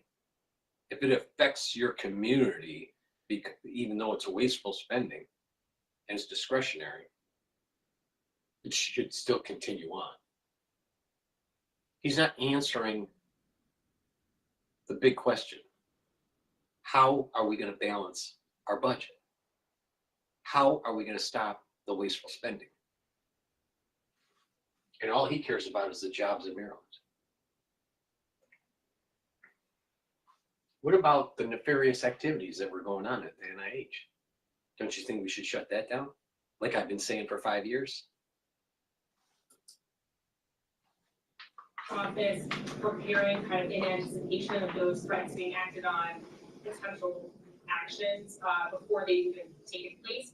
And the second question is regarding the costs of all of these legal actions you've taken against the Trump administration in the last few weeks. Do you have a sense as to how much these lawsuits are actually costing so far? Good, and remember that second question, because in your first, you're gonna want to remind me of that second one, although, yeah. So in terms of whether it's the transportation funding or any other funding, I spent 6 years in Congress. And when Congress appropriates money, it more often than not does it with a set of criteria, a funding formula that has to be followed. And if the president thinks that he can come in and just with the stroke of his pen change those funding formulas, then he is going to be confronted with a challenge, I can imagine, from Maryland and other states, that are going to challenge that, those alterations to funding formulas. I want to go to military operations going on. Some of these ships are now passing by. And what is naval military major exercise? operations.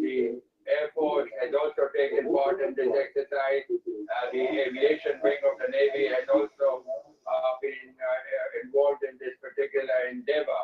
It is important to note that Pakistan is strategically located along the Arabian Sea.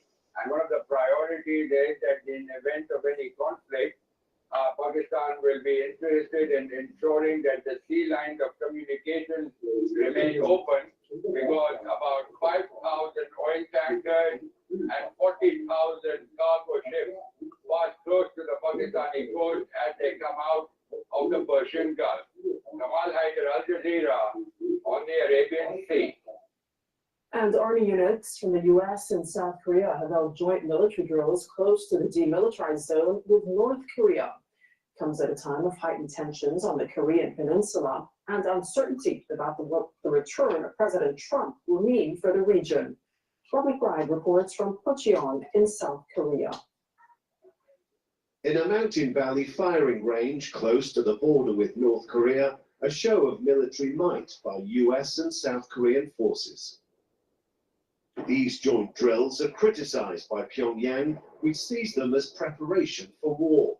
But the US rejects that, saying they provide stability through deterrence. The value of training for this is a great impact. It's building those relationships with our counterparts, building communication lines with each other. But a big question now hangs over the future of such drills, with the return of Donald Trump to the White House. In his first term, as he held diplomatic summits with North Korean leader Kim Jong-un, military exercises were drastically scaled back. We will be stopping the war games, which will save us a tremendous amount of money, unless and until we see that the future negotiation is not going along like it should.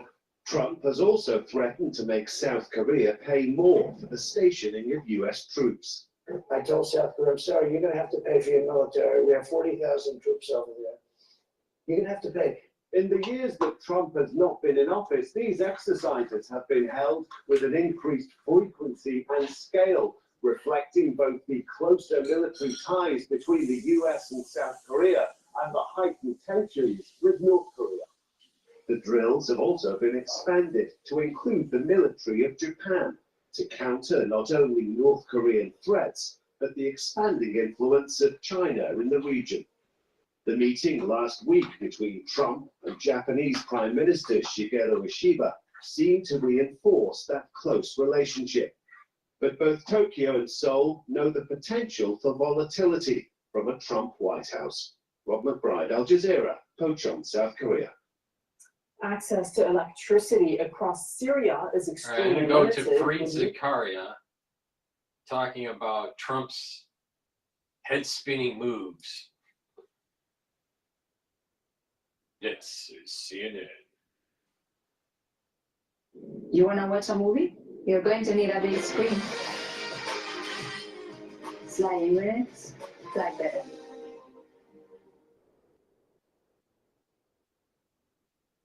Zyrtec allergy relief works fast and lasts a full 24 hours, so Dave can be the deliverer of dance. Here's my take. All right, before we go to his take, before you go to his take, please go to my store, the-studio-reykjavik.com, and get the digestive enzyme complex, reduce the load on your pancreas. This digestive enzyme complex can break down carbohydrates, proteins, and lipids. And by you taking a supplement that breaks down your food, you're reducing the load on your pancreas. This is really important when you're 40 plus years of age. But if you're an athlete, you do a pre or post nutrition, and you need to digest your food, your foodstuffs for that workout. Taking the digestive enzyme complex will help you do that. So this is for athletes, but also for people that are 40 plus years of age that aren't athletes, to reduce the load on your pancreas and to break down your carbohydrates, proteins, and lipids. So please go to my store, the-studio-reykjavik.com, and get the digestive enzyme complex. And when you can digest your food better, then you're going to be able to absorb, you're going to have better metabolism, you're going to have better nutrition. Resveratrol is a great supplement to take. I've been taking resveratrol for decades. It's an antioxidant, so it's going to soak up free radicals. It helps the health of the mitochondria, so you're going to have more energy. It also helps to get rid of senescent cells. Cells that are in senescence are cells that stop dividing and just sit there and just collect garbage. And as we get older, unfortunately, we get a lot of senescent cells. So you need to get rid of them. Resveratrol helps with that. Resveratrol also is very synergistic with C60, NAD+, and ubiquinol. You get the max benefit of resveratrol when you take it with C60, NAD+, or ubiquinol. So please go to my store, the-studio-reykjavik.com, and get resveratrol.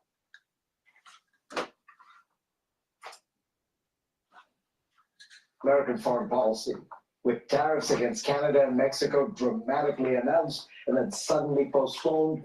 USAID was gutted, and President Trump said he wants the US to take over Gaza. The most revealing lens through which to look at all this might not be Donald Trump's pronouncements, but rather those of his aides and supporters. The tariff tantrum suggested that foreign leaders are becoming skilled at handling Trump. They mollify him with token concessions, allow him to declare victory, and then return to business as usual. The concessions that Mexico and Canada made were either small bore or policies that they were already. So this is the first time I'm listening, so I'm gonna just have a knee-jerk reaction. I suspect in this video he's gonna say something like Trump's strategy is not working because the other side has figured it out. So it's just token negotiations and just Trump is, just being too bombastic in his second term. I have a feeling that Trump, the way he thinks, there's a feedback loop and he changes his strategy. He's not monolithic, and this guy sees things from a multi-dimensional perspective. Now, let's see if Fareed Zakaria says that.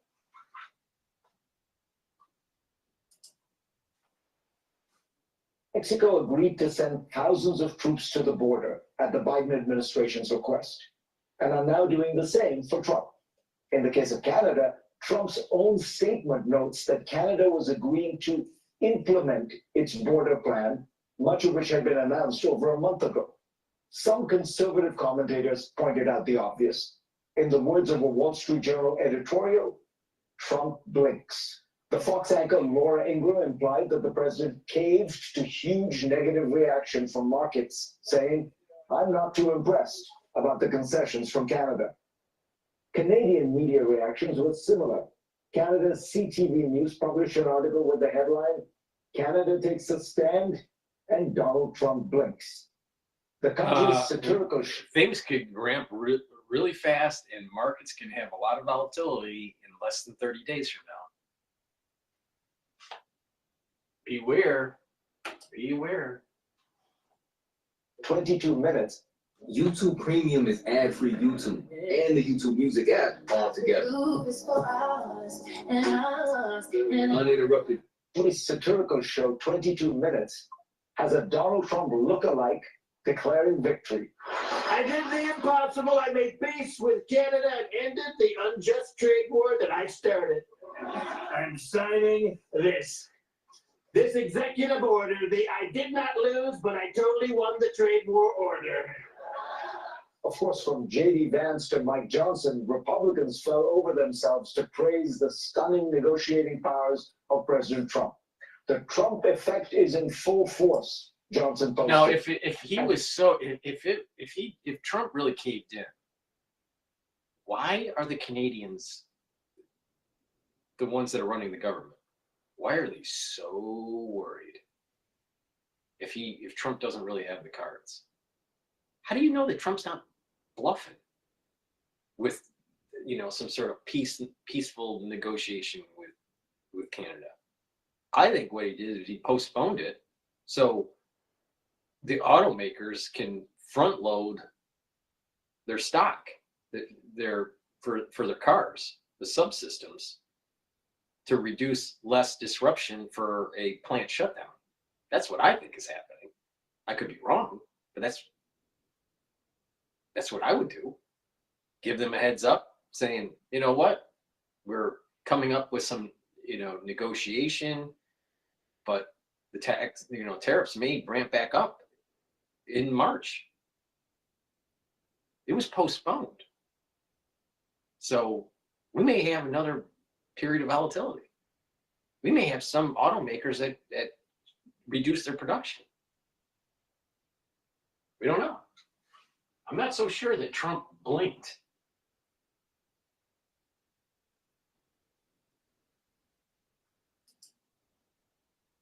There's no doubt.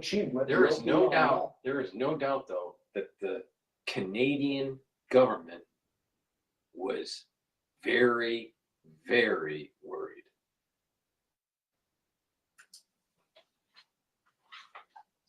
Not only should President Donald Trump be on Mount Rushmore, I want to personally work the chisel. With the abrupt dismantling of USAID, Trump's supporters scrambled to adjust. Secretary of State Marco Rubio quickly blasted the agency, saying it was out of control and unresponsive. This was the same agency that he had repeatedly posted in favor of over the years, written about in his book with pride and admiration, and recently recommended funding increases to President Biden. The pattern is now familiar and was followed after Trump's Gaza announcement. Those who had long supported Trump's determination to end America's military interventions cheered when he announced he would take over Gaza, send in troops if necessary, displace 2 million Palestinians to neighboring countries, and stay in Gaza for long-term ownership. Kayleigh McEnany responded with this on Fox News. President Trump is playing four-dimensional chess. You all are playing checkers. Later that day, Trump officials began walking back key aspects of the president's plan, as did Trump himself. If you don't understand all this, you haven't played four-dimensional chess. Donald Trump's White House is now a court, and his courtiers scurry around, aware that the mercurial monarch might change his mind at any time.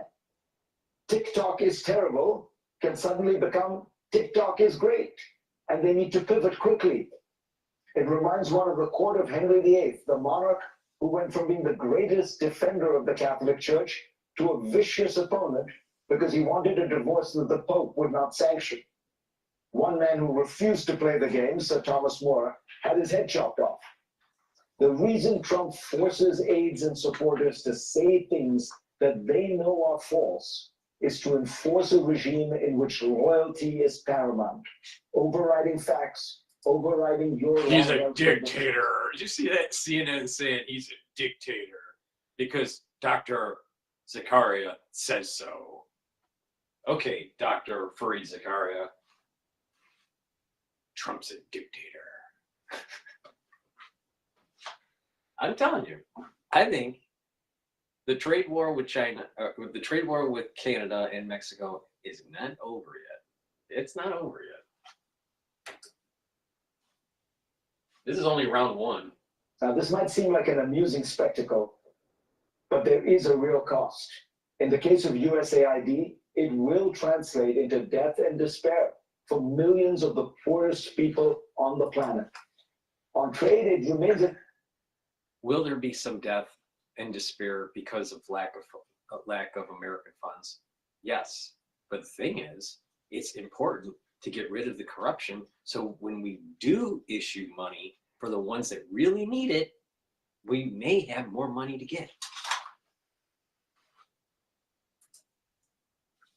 Let's just use the emotional fallacy, Dr. Freed. Canada.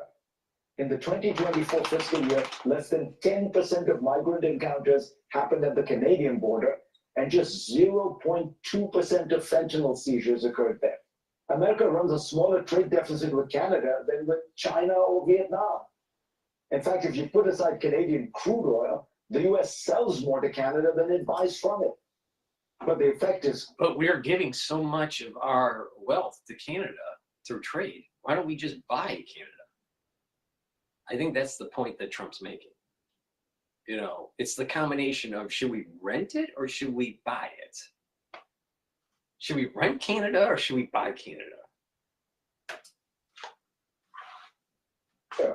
For Canada, the US is turning into an undependable ally, and it will try to lessen its reliance on America and search for new markets and friends, from Britain to China. Good luck with that. The largest effect, though, is on American democracy. The scholar A big part of their fund, a big part of their economy, is energy flowing into the United States. So that's not going to be very easy to ship it overseas, especially when if it's oil, they're competing with Brent crude. And if it's natural gas, guess what? Good luck with that, with LNG. So their energy sector isn't going to be that easy to just ship to other countries. Secondly, it's the automotive. Good luck with good luck with trying to compete in those other international markets. The competitive advantage that Canada has was it had a border. So it just had to design, it just had to build the subsystems, put it on a truck, and push it over to the border to where the plant is in the United States. Now they're going to sell a subsystem, put it on a boat, and then send it to China. China isn't even going to want their subsystems. Or Japan. Japan's not going to want their subsystems. Or send it to Europe. You think Germany wants their subsystems? Where the hell are they going to sell their automotive products? That's why Canada is scared. That the history of modern government has been a steady movement away from patrimonial rule, the rule of a single strongman to benefit his family and friends, towards rule by institutions and rules and norms. He notes that in the United States now... But these rules and norms that you're saying that Trump doesn't want to follow are rules and norms of wasting American taxpayer dollars, Dr. Freed.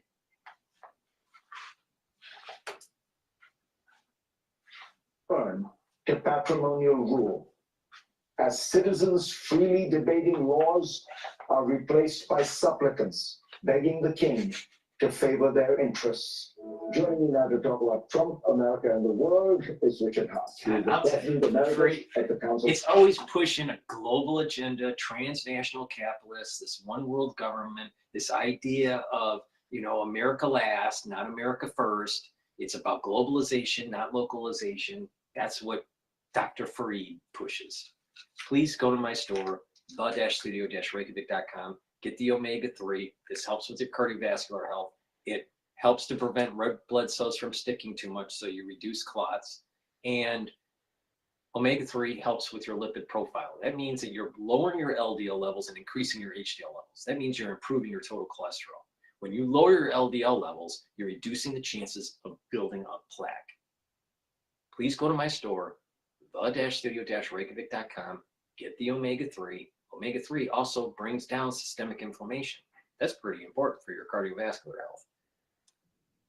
So take this every day, get the omega-3, use discount 5, get $5 off. Turmeric, it's a strong antioxidant and it brings down inflammation, pro-inflammatory cytokines. It brings those down. When you bring down chronic inflammation, your immune system is going to get better. And when you bring down inflammation, you're reducing the chances of building up additional plaque. So please go to my store, the-studio-reykjavik.com, and get the turmeric. Now, again, I was telling you about the 4 pillars of the core of my protocol. Max 35 or max 14 for the first pillar, boost up your immune system.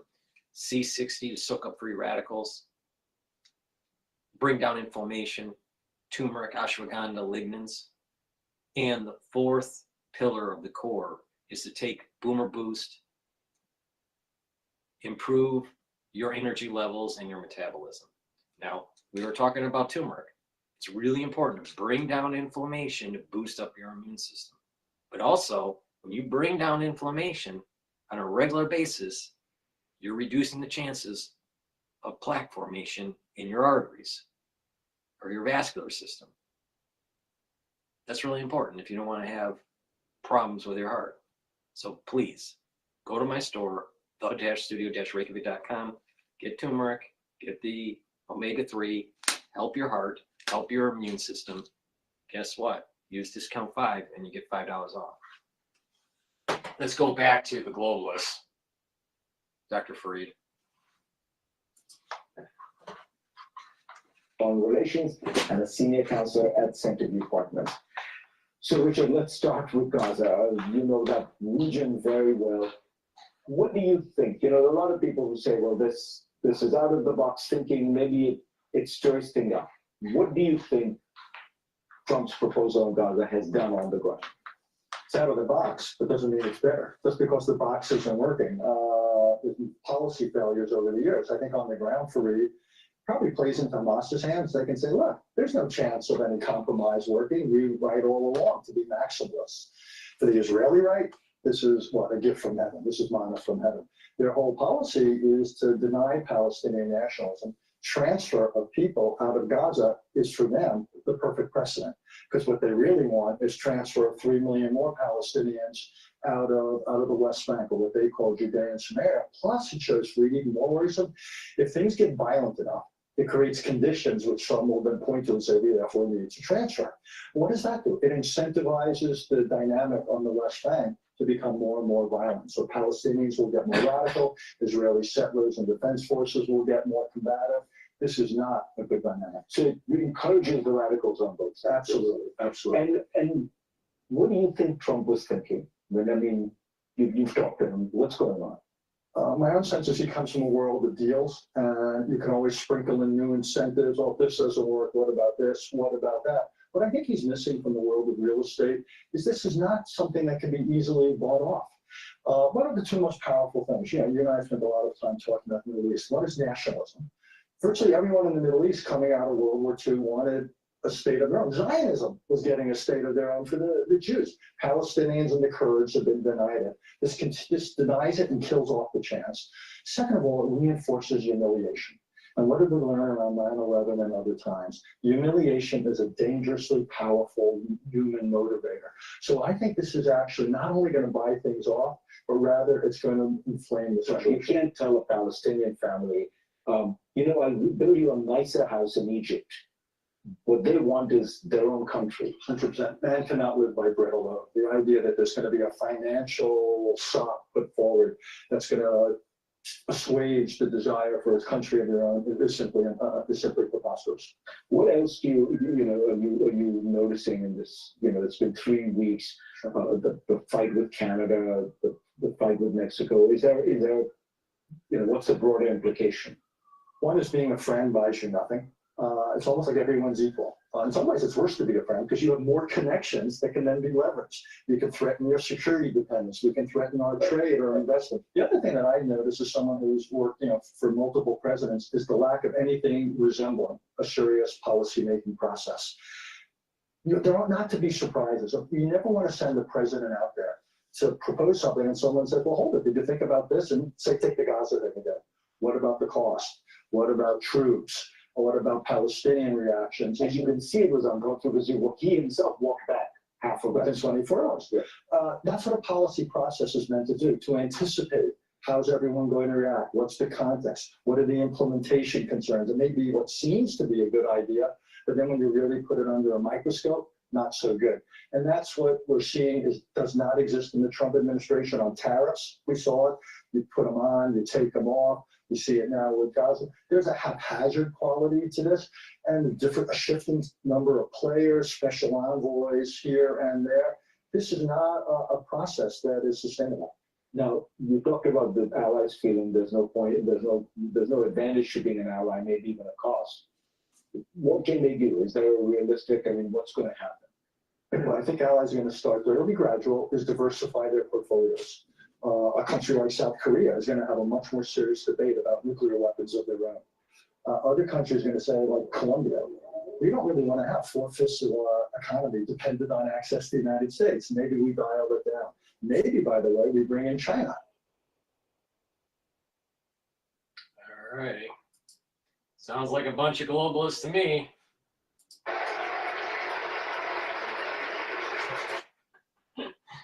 All right. We're gonna go to the Hill about the audit of the Fed for Doge.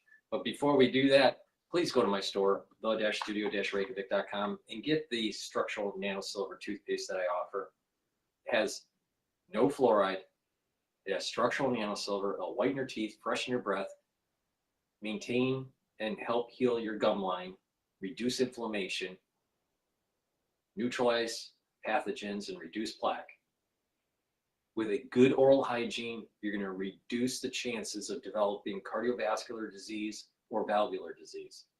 Please go to my store, the-studio-reykjavik.com. Get a few tubes of this toothpaste, help support my work, help support your health. It's a very high quality toothpaste. It's the best toothpaste that you're going to be able to get. So you might as well help support my work and help support your health. It's a win-win situation. Please go to my store, the-studio-reykjavik.com. Get the toothpaste and some of the other great supplements that I offer. Use discount 5 and you get $5 off. All right. Let's go to the Hill. Which they do some good work.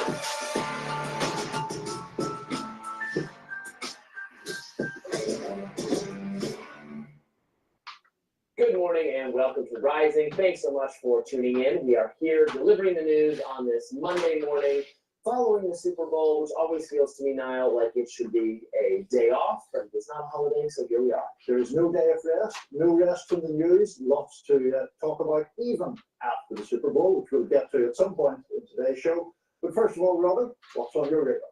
Well, we'll save our Super Bowl takes for a little bit later. But first, Elon Musk's Department of Government Efficiency is just getting started, and their latest plan could be to empower former Congressman Ron Paul, the godfather of the libertarian movement, to audit the Federal Reserve. Now, in a post on X, Musk responded to a friendly comment asserting that Doge should pick Paul to do just that, audit the Fed. In response, Musk said, "Good idea." Now, Senator Mike Lee went further, calling on President Donald Trump to name Ron Paul to be chairman of the Federal Reserve. I don't know if that's going to happen, but the Libertarian Party is obviously very excited at the possibility of Paul being involved whatsoever, tweeting that Paul auditing the Fed would be a, quote, nation-changing event.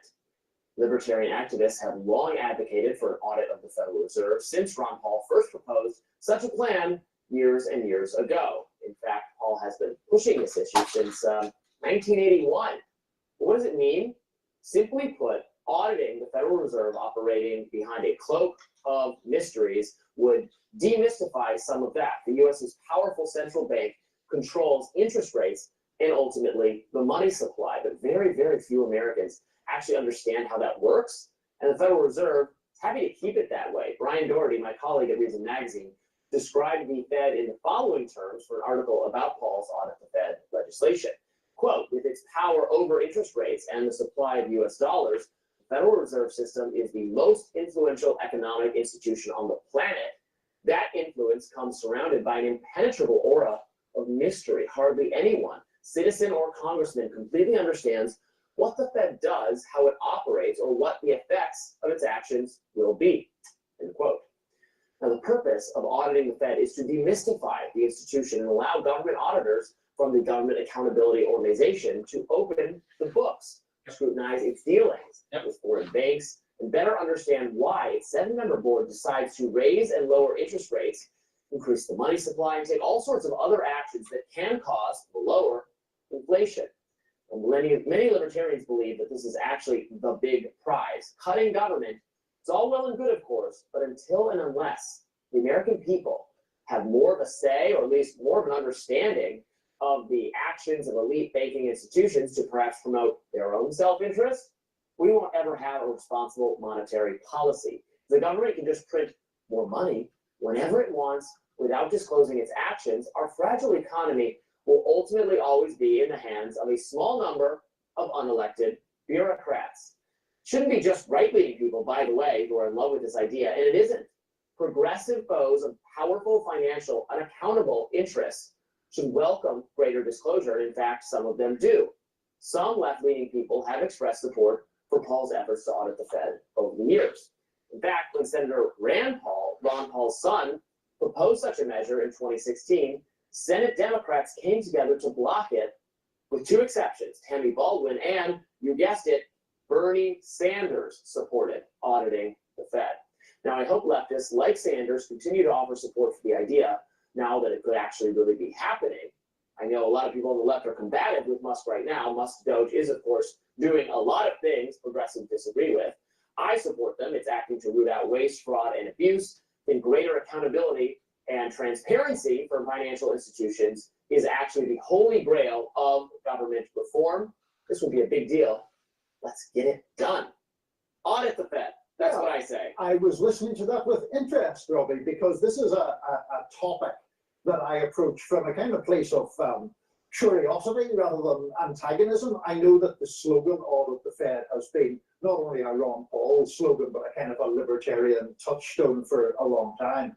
And I think in principle, in theory, I don't have any problem with any government institutions having more scrutiny imposed upon them.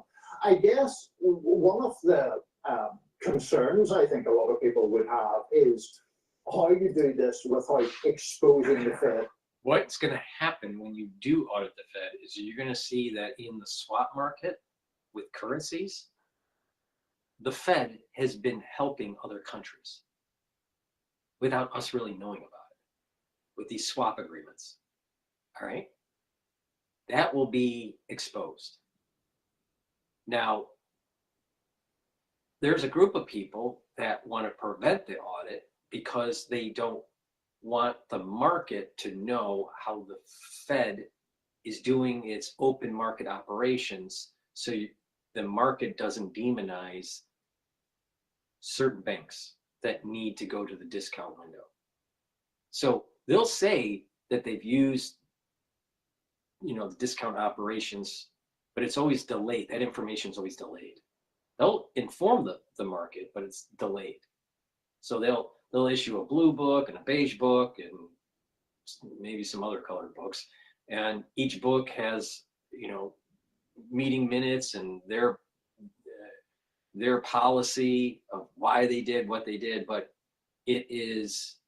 those books are usually lagging.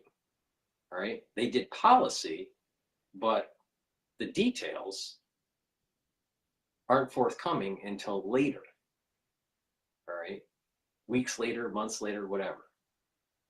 Now, when they change the overall rate, that day there is an announcement, and some of the details are sift through during the speech that takes place after the Fed announcement. And then they take news questions and the Fed chair will answer them.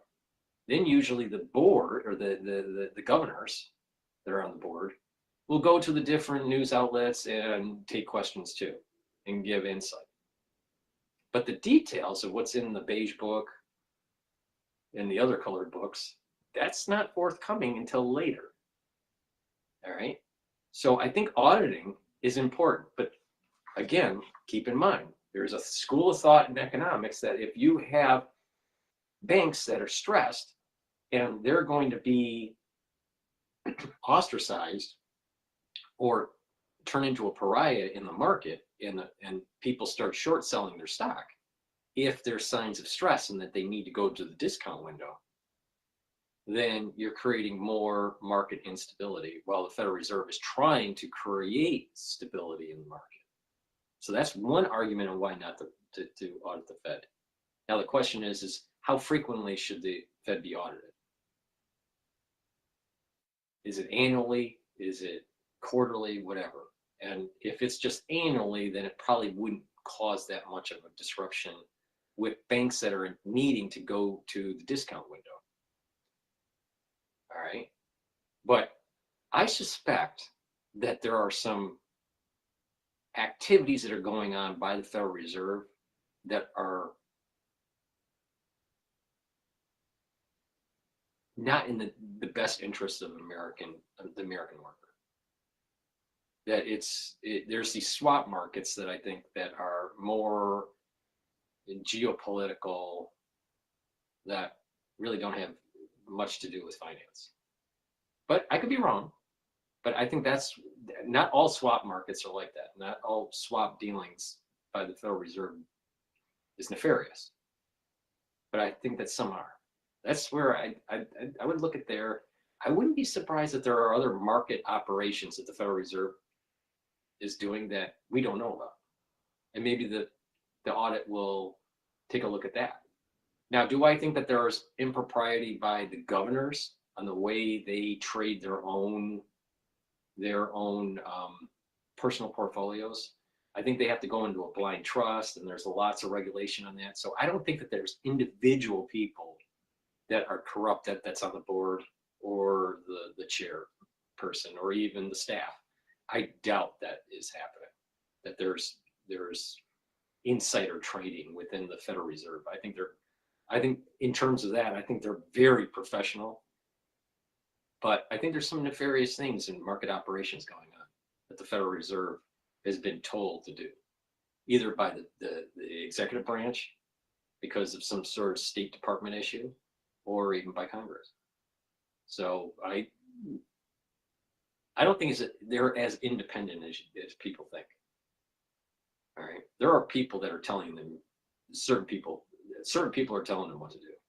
Now, I do think that the Federal Reserve cares less about the American worker and cares more about the banking industry. And because of that, there needs to be some sort of restructuring. Now, restructuring of the banks could be cut the fees, cap the fees for credit cards, cap the fees for checking accounts, cap the fees, doing these banking services, and not just cap the fees, but also the interest rates this is usury. What's going on with these banks? They're borrowing very cheap from the Federal Reserve, and they're charging huge amounts of interest on credit cards while they're not willing to give out business loans. It's hard to get a business loan from a bank, but it's easy to get a credit card. And the reason being is that the business loan's interest is lower, credit card interest is much higher. Now, yes, there's defaults, and the banks have to model the defaults of the credit cards, but they're making a lot of money on interest. There needs to be regulation on the banks about how much they can charge for these cards. I mean, it's out of control because what they're doing is they borrow cheap, and they lend it out through credit cards at a much higher interest rate. So the banking industry needs to be regulated. Why does the banking industry grow faster than the economy? How can that be if you're a developed economy? I can understand maybe a developing economy, but a developed economy where the banking industry grows faster, or stocks appreciate faster than the actual growth of the economy? No, that means that the banking industry is taking advantage of people. That's what that means. They're taking your money and trading it. I think that should stop too. Banks should not be able to trade money, to trade deposits. So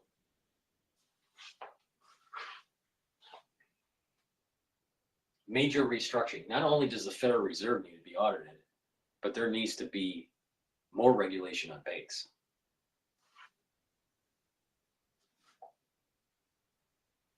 Now, what's interesting with artificial intelligence, there are formulas that have been known for a long time to be able to adjust the monetary supply based on where the economy is. So if you have a growing economy, then you need to increase the money supply so you have the monetary base to be able to transact with that growing economy.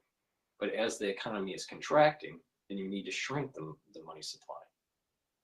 All right? And you can do this in real time instead of periodically, like the Federal Reserve does. You can do it in real time with point of sale data. So POS data comes in to the Federal Reserve through an artificial intelligence algorithm, and then it can automatically adjust with its market operations, the money supply, based on that day's GDP, and adjust. Now you can give it a little range to work in, maybe a tolerance range. But the point here is just through artificial intelligence at the Federal Reserve level and getting POS data from all transactions in the United States, what would happen is that you can literally change the money supply, and it would be autonomous and it would be dynamic. That means that you can have an algorithm that guarantees that you can't create inflation through the money supply. That's the power of blockchain, and that's the power of AI at a central banking level. Now, I've had this idea going all the way back to when I finished my Ph.D., going all the way back to 2015. When you decash and everything goes digital, you have the blockchain to be able to track all transactions in the society. You can feed that to a central server and have an algorithm that is reading that real-time data and determining what the money supply should be at that moment in time, because it has calculated the GDP. And if the GDP is growing, then the monetary base needs to grow. If the GDP is shrinking, then the monetary base needs to shrink. And it's all dynamic in real time. So you never have inflation. Oh, wow, voila. Great idea, DrPaulCottrell. I thought about that 10 years ago.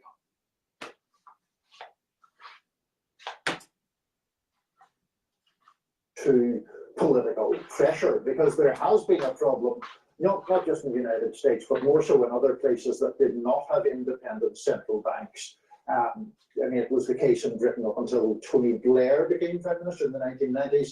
The Bank of England was perceived as, I shouldn't say the Bank of England, it was perceived that interest rates were moved according to the political calendar and to try to benefit the party that was in power by lowering interest rates, for example, just before an election. You would then get a kind of feel-good factor, but it would be detrimental to the overall health of the economy and to the stability of the economy. Is that a danger here, that it opens the Fed up to actual political interference? Maybe, but I know that. Is your marketing tech stack stuck in the past? Indeed it is.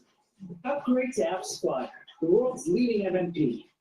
Maybe, but I know that opponents of the Federal Reserve System would argue that the intention was never to make the Fed wholly independent of political considerations. And I tend to be a little bit suspicious of government entities that assert that they should be so independent that they suffer no political pressure.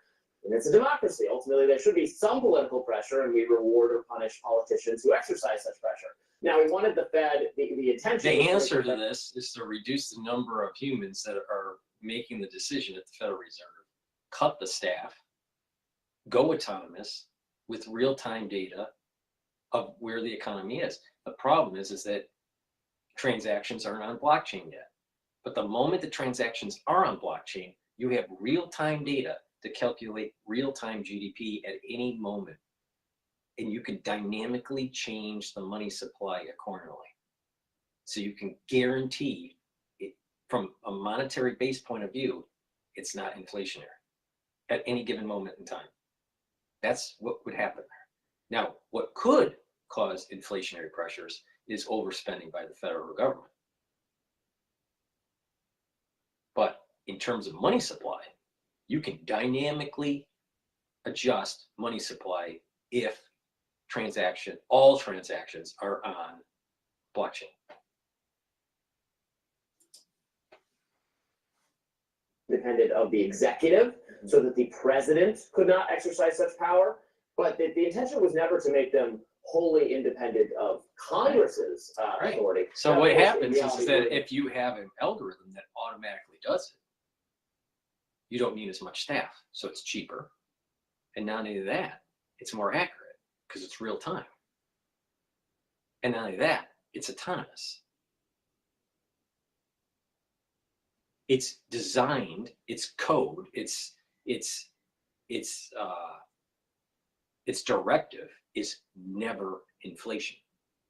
You can literally, with this technology that I'm talking about, if implemented, you could direct the AI to say never inflation, and you never have inflation because it's dynamically adjusting the money supply. So there is no political aspect to it. It's like a plane on autopilot in a way. All right. And the autopilot, button is pressed by the pilot and the plane is adjusting. Well, it gets a little bit of turbulence and it adjusts or whatever.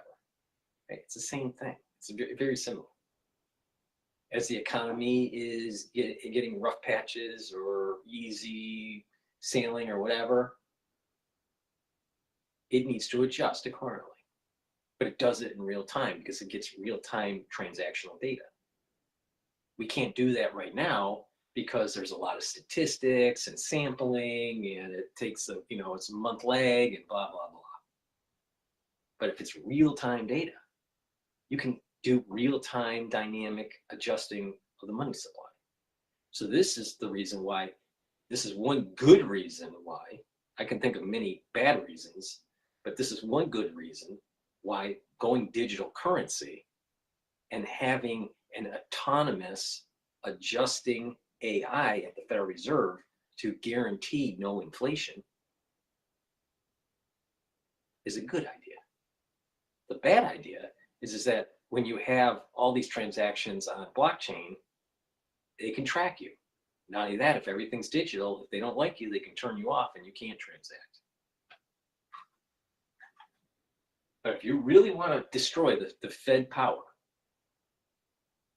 really want to destroy it, give it to an AI and then gut it. They gut the Federal Reserve. And the AI's directive is no inflation. Adjust accordingly so there's no inflation. Weird just situation that our founders and the creators of our system never intended, where Congress and the executive don't share the combative. As branches of government, they are not combative. They are combative if one party, if it's two different parties in control of the two different branches. If it's the same party, they're not combative whatsoever. Congress wants to, for the most part, work to enact whatever the president wants. So we're kind of in tricky territory. Our system's not working the way it should.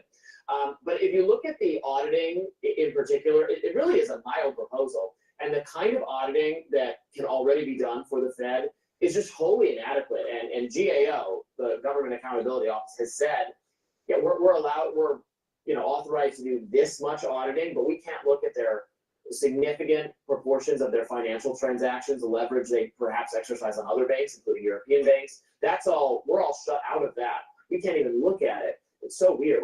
They said we might as well not even do an audit if we're. This is what I mean by the swap arrangements internationally. They just said what I just said earlier, right? There's some weird stuff going on with the swap market. Not able to look at this category of transactions and things the Federal Reserve does. So this bill would give them just the same authority they could have to go after any other agency. But, so it would be the GAO, who would be doing the auditing, I guess, The is GAO. and then it would be to a degree insulated from partisan political pressure, even though it would be broadly politically accountable. Correct. There could be some remedy proposed if it turns out bad stuff, perhaps by Congress. But GAO, they do investigations of government agencies. Sometimes I like their conclusions. Sometimes I don't agree with their conclusions. But I think most people respect the work that they do and think it's solid. And then you can interpret it however you like. But that would be the first step, and that's why this measure has in the past drawn some support, as I said, from people like Bernie Sanders.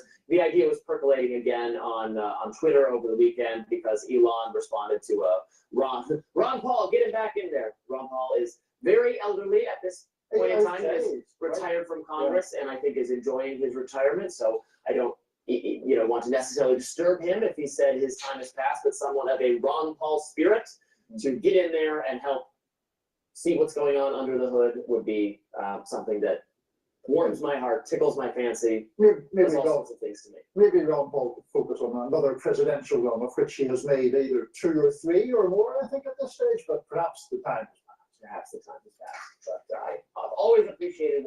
Please go to my store, the-studio-reykjavik.com, and get the structural nanosilver gel in the tube or in the easy-to-use dispenser. It's a dual-purpose product. It's a skincare. It helps to heal wounds, and it'll help to neutralize problems that you may be exposed to during the cold season. Put it on your hands. Put it around your nose. Put it around your eyes, around your mouth, around your ears. Lightly coat your nostrils, and it'll stay active for 5.5 hours. You should have some at work, in your backpack, at home. Be prepared. Use it. Again, it's a dual purpose. You can put it on your skin at night. When you wake up, exfoliate, and you'll notice that your skin's clearer. Please go to my store, the-studio-reykjavik.com, and get the very high quality structural nanosilver gels that I have. So use discount 5 and you get $5 off. It's all caps, discount 5, you get $5 off.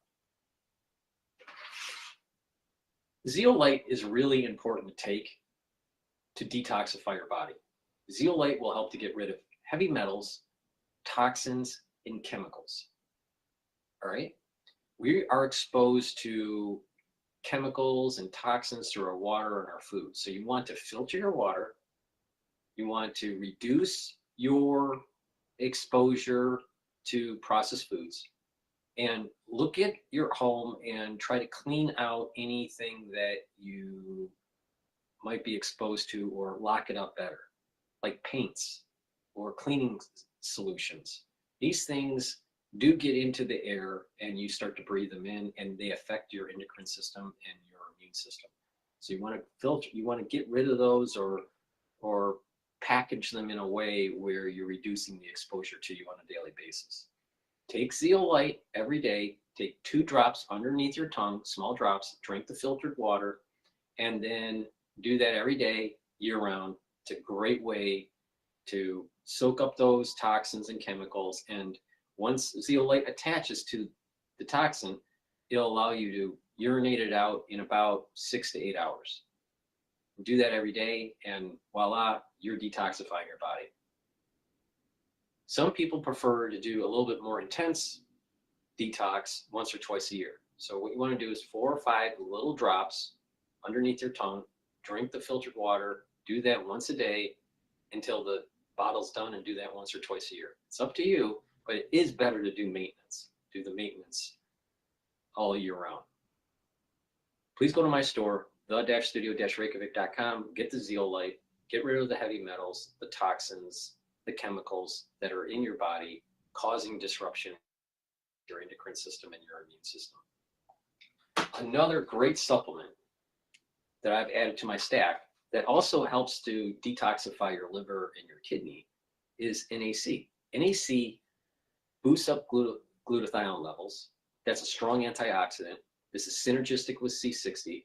So glutathione soaks up free radicals one way. C60 soaks up free radicals another way. The more ways you soak up free radicals, the better off you are, because you're reducing the stress on the cells. Now, NAC, like I said, helps to detoxify the liver and the kidney, especially if you take acetaminophen. And NAC also helps to reduce anxiety. So please go to my store, the-studio-reykjavik.com, get the NAC, add that to your stack, do it every day to improve your health. All right, with that said, let's go to Al Jazeera. They're talking about Hamas. Conversations about the potential repercussions of the step that has been made by the military wing of Hamas regarding the delay of the handing over of the Israeli captives who are scheduled to be released on Saturday. And they understand that this step has stemmed completely from the lack of commitment made by Israel regarding the implementation of the humanitarian protocol of the ceasefire deal. They saw how many ATROCs have entered Gaza. They saw the level of a change that has been made and what they still in a very desperate need to. We are talking about hundreds of thousands of families have returned back from their evacuation centers to the north of the Strip. They found nothing but holy destruction. They have set up their makeshift tents that they have been using for over 15 months of war on the ruins of their destroyed homes, as the first phase of the ceasefire agreement focuses on providing immediate and urgent humanitarian relief operations for Palestinians, including the entry of food items, medical supplies, along with tents and heavy machinery in order to start the clear-up operations across the Gaza Strip. But only what has been allowed to enter Gaza was completely a fraction of the basic necessities. No sort of enough amount of tents have been delivered to families in the north of the Strip, and everyone has seen completely what happened to families there. They were absolutely struggling to cope with the very harsh elements, and they are struggling to find water sources in the already battered northern part of the Gaza Strip. But for civilians on the ground, they believe that regional mediators will try to exert more pressure on both Hamas and Israel. But there is a very growing sentiment of skepticism now regarding how, to what extent, the ceasefire will be completely sustainable, as Israel has been widely showing its grave anger regarding the past release and the latest one of the Israeli captives over the deteriorating health conditions of the Israeli captives. But civilians understand that the more there's going to be a sort of obstacles have been thrown into the track of negotiations, the more fragile the ceasefire will be. And for them, the resumption of war means that the implementation of the statements and the plan of the President Donald Trump regarding the dispelling of Palestinians from their homeland, because they believe that once the war will resume, it means that more devastation and more high rates of killing will take place, which will have certainly far-reaching implications on civilians who have been bearing the brunt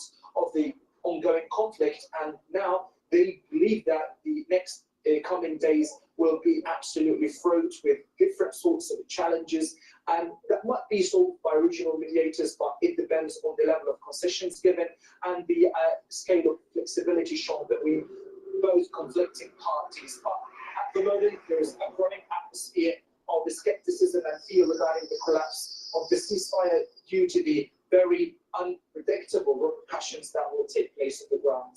Tarek, just all right, take I'm going a to go step back back for to us. Bloomberg's balance of power here. Depending on what the White House tells us later, about 35 minutes from now, at least on the schedule, President Trump will be signing some executive orders. They have not been detailed on the schedule, but we do expect one of them, maybe several of them, to address steel and aluminum tariffs. Questions about whether there'll be exemptions, or double tariffing China, what about Canada, the primary source of steel on an export level in this country. We need to find all of this out still, and there will likely be market implications here. We're kind of dancing along listening to Charlie, and interesting that we haven't seen much action outside of the steel companies. We'll let you know what goes on there. As we turn to what I would argue is the most important story of the day, tariffs seem to come and go around here. The penny, not so much, though it may be going. That's the latest order from the President of the United States to the Treasury, which of course oversees the mint. Stop making the penny, he says, calling them wasteful. You do wonder about these executive orders, the stroke of a pen or a Sharpie impacting entire industries or businesses. Has anyone reached out to Coinstar at the grocery store? Stephen Dennis, as a matter of fact, has. Before this order went out, we were talking to Stephen about the veracity of the penny, the value of the penny, the staying power of the penny. Stephen covers Congress for a living, but is an expert on the penny. And he's with us right now at the table. Did I go too far with that? I feel like you're pretty close to an expert. I found this penny issue fascinating for decades. For decades, we've spent more money to make a penny than the government gets back by selling them to banks, right? And so this is like such an old, issue. They actually made a West Wing episode about it. And people have been trying to kill it or to suspend the production of it. John McCain actually had a bill a number of years ago to stop minting them. You can still use them. Yeah, you still use them. I mean, there are something like 200 billion pennies in circulation. Yeah, right. So they're not going to go away overnight. Even if we stop minting them, we've been minting about 3 or 4 or 5 billion every year. And so that's potentially $100 million in less spending. Yeah. But, in the past, Congress has not wanted to take on the penny lobby. And the penny lobby? Yeah, so there's, who are these guys? There's pennies.org. There's a company in Tennessee called Artisan. Were you referring to Americans for Common Sense? Yeah, there's various groups out there that lobby to keep the penny. Yeah. And so you have the company that makes all the zinc blanks is in Tennessee called Artisan. Okay. So they make money off of the penny, which is not made of copper. Oh, it still has some copper in it. A little copper. Mostly zinc. And these people have real jobs at this place? There's still lots of people who mine the zinc, mine the copper, make the stuff. The trade is pennies.org. These guys they're not volunteers. It used to be a company called Jardin Zinc. It's been around since the 1800s, making things like pennies. Yeah. And so, there could be a fight on Trump's hands here with people who represent districts where there are penny jobs. But this has been one of those classic cases of Washington not wanting to squeeze something because you have to take on somebody who's going to be lobbying to keep their piece of the pie.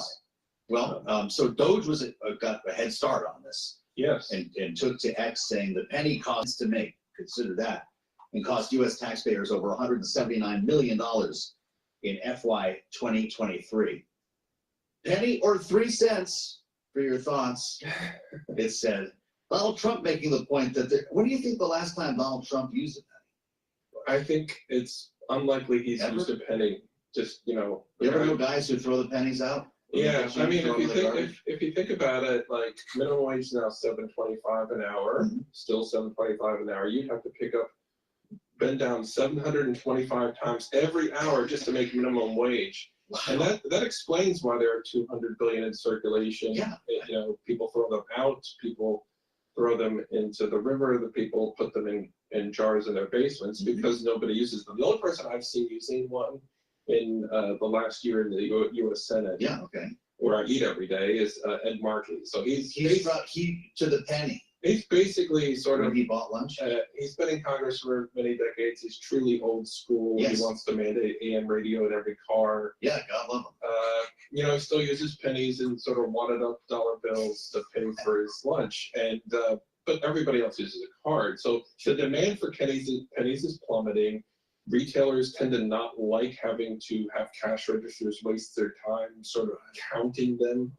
So enter Coinstar. Yeah, now Coinstar also, their entire business model is basically based on people not wanting to count them out and finding them useless. So they'll go to Coinstar and dump in hundreds of pennies to get like a gift card or something. Yeah. And so I don't think Coinstar is going to be actually that hurt that much because there's still a lot of dumb pennies. People still have 200 billion pennies to turn in. Now that's only $2 billion. You know, it's just, you know, when you think about the actual amount of money involved here, it's pretty small. Yes, right. And that's the classic example in Washington where they say, you know, the juice isn't worth the squeeze. You actually want to squeeze it. Yeah. When, you know, you're going to have to make some people unhappy. We're getting the best of Stephen Dennis right now. I hope everyone who enjoys. Don't forget the nickel. Don't forget the nickel. I'm about to go there because Ed Markey will be glad to know that the people at penny.org, penny or pennies, pennies.org, well, they see the nickel eating us alive. Yes. If you do away with the penny. Now, by the way, I was shocked to learn today that the nickel costs 13.78 cents to make. This is way worse than the penny. Yeah. And they say you take pennies away, you know what's going to happen? Drive up the cost of the nickel. Well, and they also, you know, people might use more nickels. They're going to need more nickels. Right. So, you know, the next step would obviously be getting rid of the nickel. Mm-hmm. Now, nickel uses nickel, which is actually very important for things like EV batteries, right? So you have, you have Elon Musk. He uses a lot of nickel in his Teslas. Correct. Right now, we're like digging nickel out of like an island mine in the South Pacific. We're surrounded by it. And using some of that nickel in nickels, right? So yeah, the nickel costs a lot more than we currently get back to now, the Canada's done this, right? They just round everything up. Lots of countries have gotten rid of it, and it's no big deal. So that it would be $9.95 from now on. If it had been $9.91, you're going to go to. We're probably not going to notice. You know, Congress could theoretically come in and pass a law to govern the rounding up, rounding down part of this. Yeah. But in the meantime, it might be just sort of like anything goes. This is a fascinating conversation in the age of blockchain. Yeah. Is there an eventual goal to eliminate all the coins here, all the physical coins, so we're doing digital coins? I mean, if you think about the inflation that we've had and the inflation we're going to continue to have, even if you would get down to the 2% target, eventually all these coins become worthless. You know, you're going to, you know, the dime might stick around a little longer. The quarter currently make a profit on. That's not going to last another 100 years. So, and the reality is fewer and fewer people are using physical money. They are using their credit cards. They're using their debit cards. That trend is going to continue. And then you've got people talking about, well, we can do stable coins. You can have a stable coin card. You can go to Walmart, use the Walmart stable coin card. There's already talk of, you know, doing all that sort of thing as well. Nobody's using pennies. Like, there are a few people who say, well, charities use it in the, you know, holidays. You can go to the Salvation Army and dump your pennies into the, but that's still a lot of friction, you know, to actually give somebody some money. And this may be the time the pennies finally go away, but it's also possible that Congress says no. Because on Article 1, Congress has the power to make coins. Now, they've given the secretary some discretion. You know, the secretary has some discretion on how many to make. So I would be surprised if the Treasury Secretary, you know, says we'll mint 10,000 this year. Well, it's funny to think, you know, Congress doesn't have a lot to say about ending entire federal agencies, but you mess with the penny, you're flying a little close to the sun. Yeah. Pennies are made of zinc, little copper. Yeah. Is there steel in any of this stuff? Do the steel aluminum tariffs? No, but there was a proposal by Joni Ernst who kind of got the ball rolling here with Doge. She's the co-chair of the Doge caucus. She had a bill with the Democrats to change the composition of pennies, nickels, and other things to make them a little cheaper. Yeah. Not to get rid of them entirely, but to make them a little cheaper than 3 cents for a penny. So you could make them out of something cheaper. Yeah. But that bill doesn't seem to be going anywhere. You know, anytime you're doing something like this, you're gonna have a zinc lobby, a copper lobby. You know, you're gonna have the nickel lobby. Yes. They're not going to want to lose their money. The unions aren't going to want to lose their penny jobs. lobby and the nickel lobby, like they have like chain fights in the parking lot. Are these guys opposed? You know, it does seem. I've never met any of them. It does seem to be every medal and every coin out for themselves. It seems like maybe they could band together for the greater good. Now, next time I find like a green gross penny in a pocket or in the couch or whatever, it's kind of corroded. Am I saving that for posterity?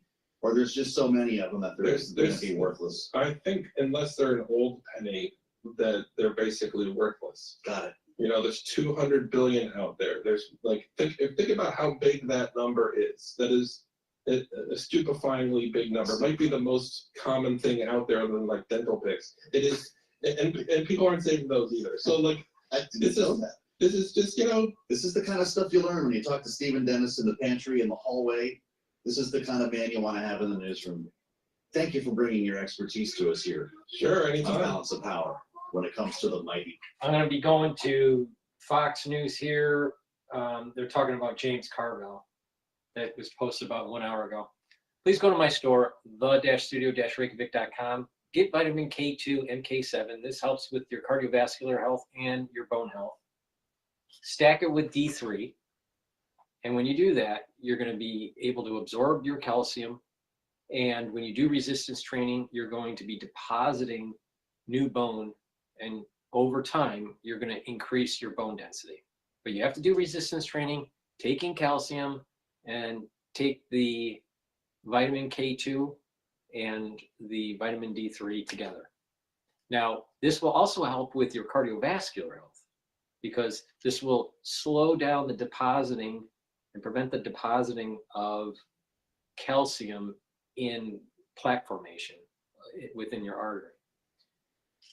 But you can stack it with nattokinase, and taking nattokinase D3 and K2 together is a really great stack for cardiovascular health. Nattokinase is fibrinolytic, so it breaks up clots, but also nattokinase brings down LDL levels and increases your HDL levels. That means it's improving your total cholesterol. And so when you have less LDL, you're reducing the chances of new plaque formation. So please stack nattokinase, D3, and K2 together to help with your cardiovascular health. And when you stack D3 and K2 together, you're helping your cardiovascular health and your bone health. So please go to my store, the-studio-reykjavik.com. Use discount 5, get the nattokinase, get the D3, and get the vitamin K2. This is the MK7 molecule. So it works. You do it every day. You're going to improve your bone structure. You're going to also improve your cardiovascular health. So use discount 5, all caps, number 5, and get $5 off on any order. All right, let's go to Fox News about James Carville.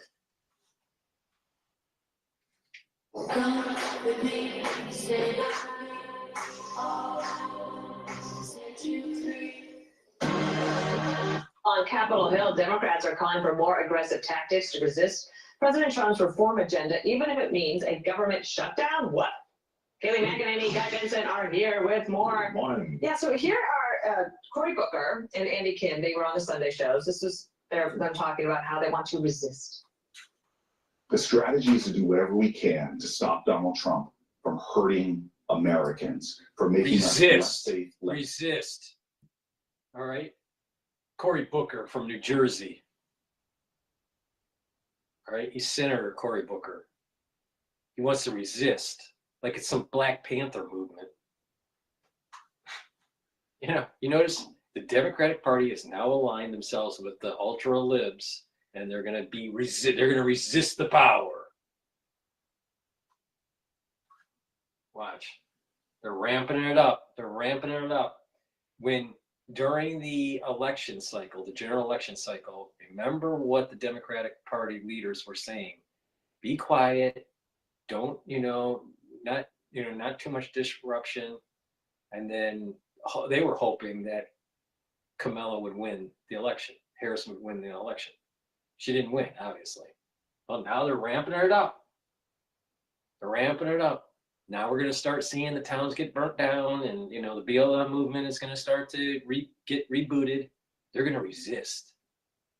More violence in the street, more racial tension between whites and blacks. Watch. And Cory Booker is leading it. Secure and from raising our costs. You are open to voting yes to shut down the government, to make this point. This is on that. We are at a point where we are basically on the cusp of a constitutional crisis. seeing this administration taking steps that are so clearly illegal. Now think And about until we this. see it- I've been going on this stream for 3 hours, okay? Early on, in the first hour, we were talking about how the Democrats were demonizing Trump for cutting USAID and shutting down discretionary payments on certain agencies because so many people would be out of a job. Don't you think that them shutting down the government is going to lay off government workers? So what is it? Are they really worried about people's jobs, or are they more worried about the optics, trying to look like they're resisting so they get voters to vote for them during the midterm elections in 2026? You can't have it both ways, Democrats. What is it? You don't want Trump to cut the wasteful spending so workers aren't laid off at these agencies? Or do you want to shut down the government and lay off workers? Which is it, Democrats? You can't have it both ways. You know what it is? The Democratic Party are a bunch of whiners. Whiners. Whine, whine, whine, whine, whine. That's all they do. They whine. They don't really have a good argument. They're going to shut down the government, put workers on furlough, government workers on furlough, threaten that certain payments aren't being made. Meanwhile, they're complaining that Trump is cutting wasteful spending and some workers are going to be laid off.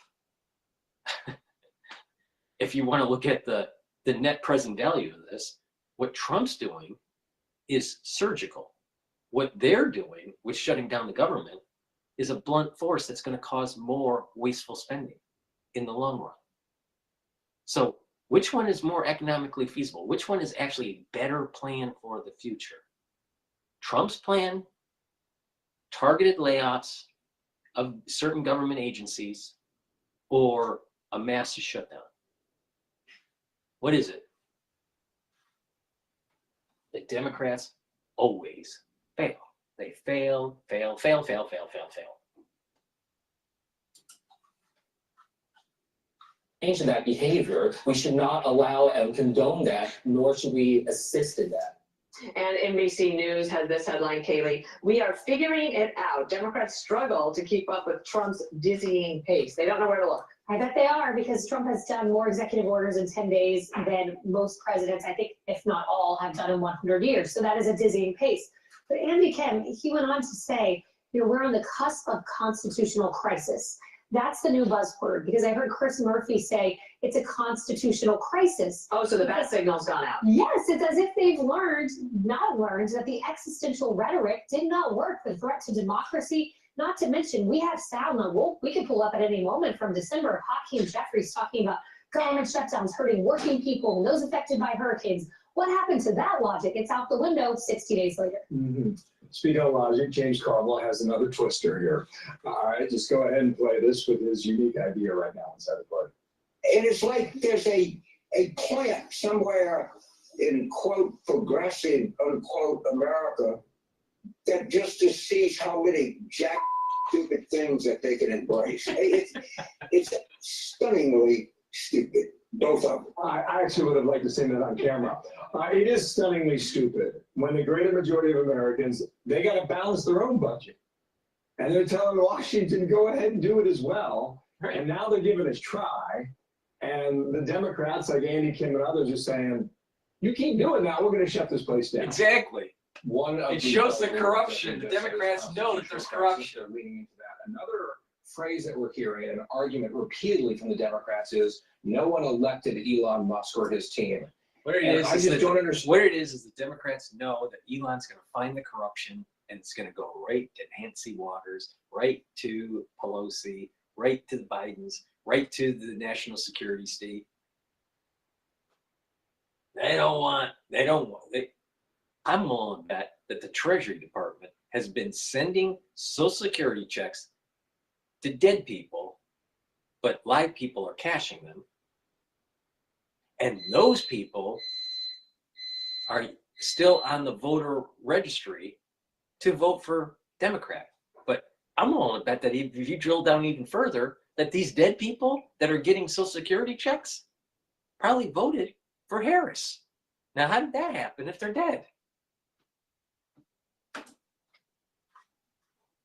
From the party that has fully supported to the hilt every federal bureaucrat forever, who are unelected, faceless people who make all sorts of decisions with our money and have forever, for decades.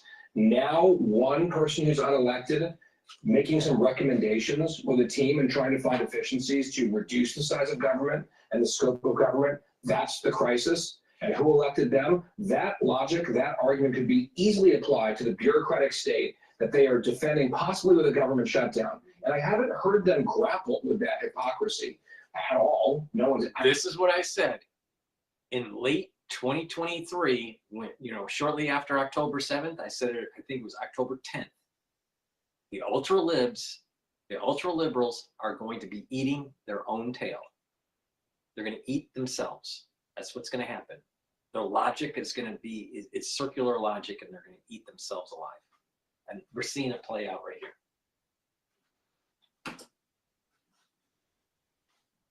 I wonder if there'll be any pushback from many of our colleagues in the media. So far, not so much, which isn't exactly a surprise. They're literally, I read this the morning Democratic Party, Substack, the the liberal- Democratic Party are literally retarded.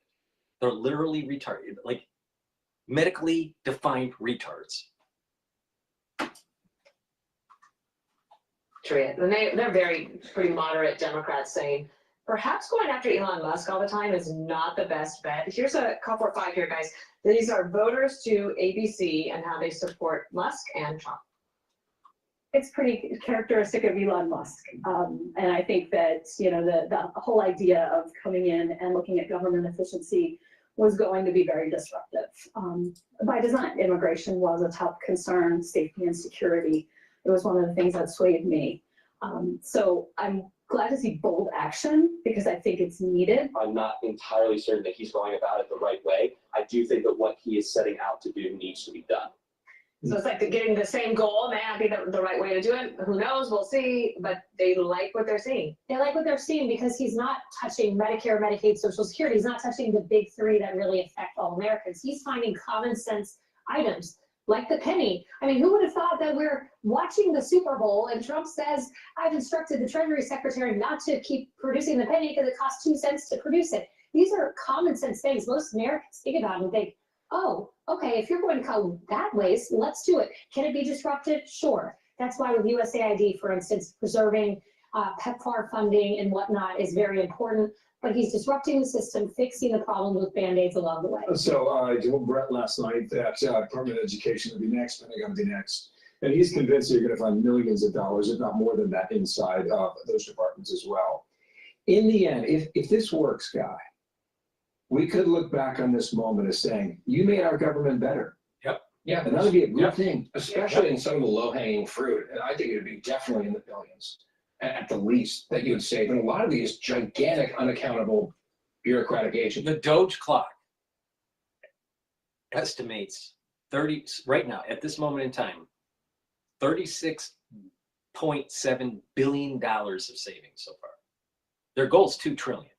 But right now they have found $36.7 billion of savings.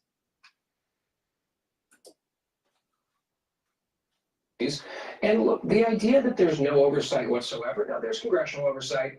The judges are already fielding the lawsuits, right? The judicial side of the government, that element will also look at this. So I think the way the Democrats are talking about it, like Elon Musk has this band of unaccountable people that got torches and they're storming the castle and just, burning everything to the ground. It's not actually what's happening.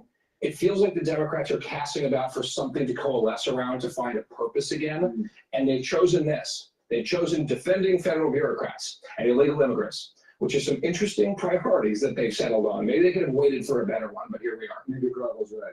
Maybe Carvel sometimes is right. Thank you, Guy. Thank you, Kayla. Thank you. Thanks. All right, let's listen to Al Jazeera here. Shelter in terms of roof over the family's head and let alone schools and hospitals and everything else, and even potentially food in the weeks to come. Basically, it will not be livable, and there's only one answer for that, is for them to leave. Quickly, Doreen, let me just add to this. So a lot is happening here. So there's a rally going on where people are saying protect Social Security, Medicare, and Medicaid, you know, and trying to prevent DOGE from making it more efficient. There's two parts to these programs, the end user and the administration. Now, if you can streamline the administration where it's more efficient, then that would mean that either more money goes to the end user for Social Security, Medicare, or Medicaid, or the same amount goes to the end user and less is spent. So it's more efficient because you got rid of the dead weight that's in the administration. Don't be fooled by Democrats saying that when you cut funding for Medicare or Medicaid or Social Security, that doesn't mean you're cutting funding to the end user.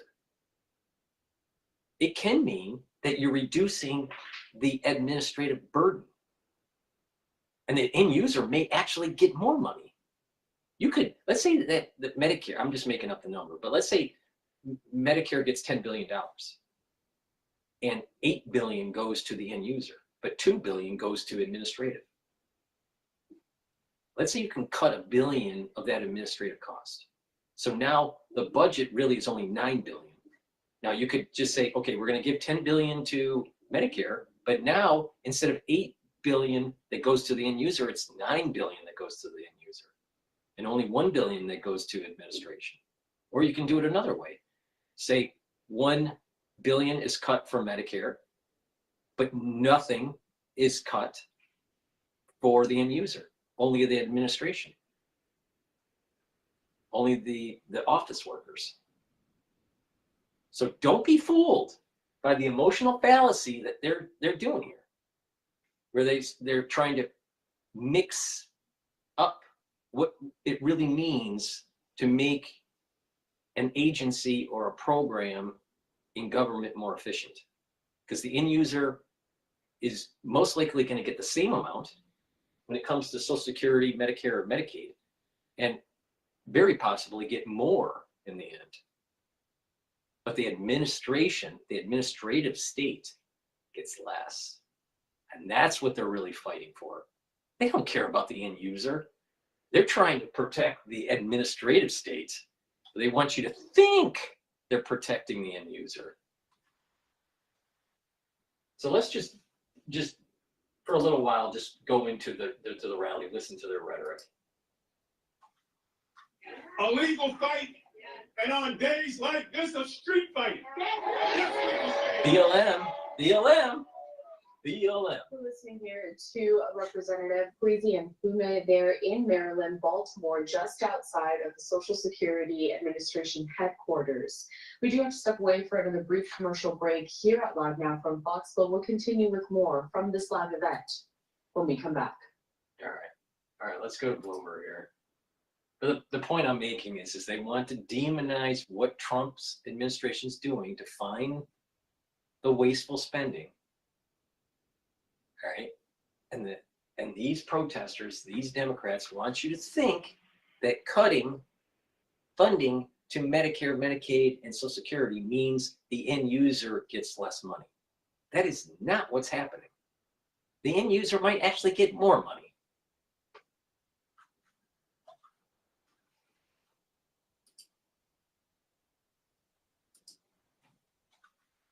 Some differences between this time and last time. I do think, and I will credit her every time I talk, that Susie Wiles has been able to bring some stability to this administration.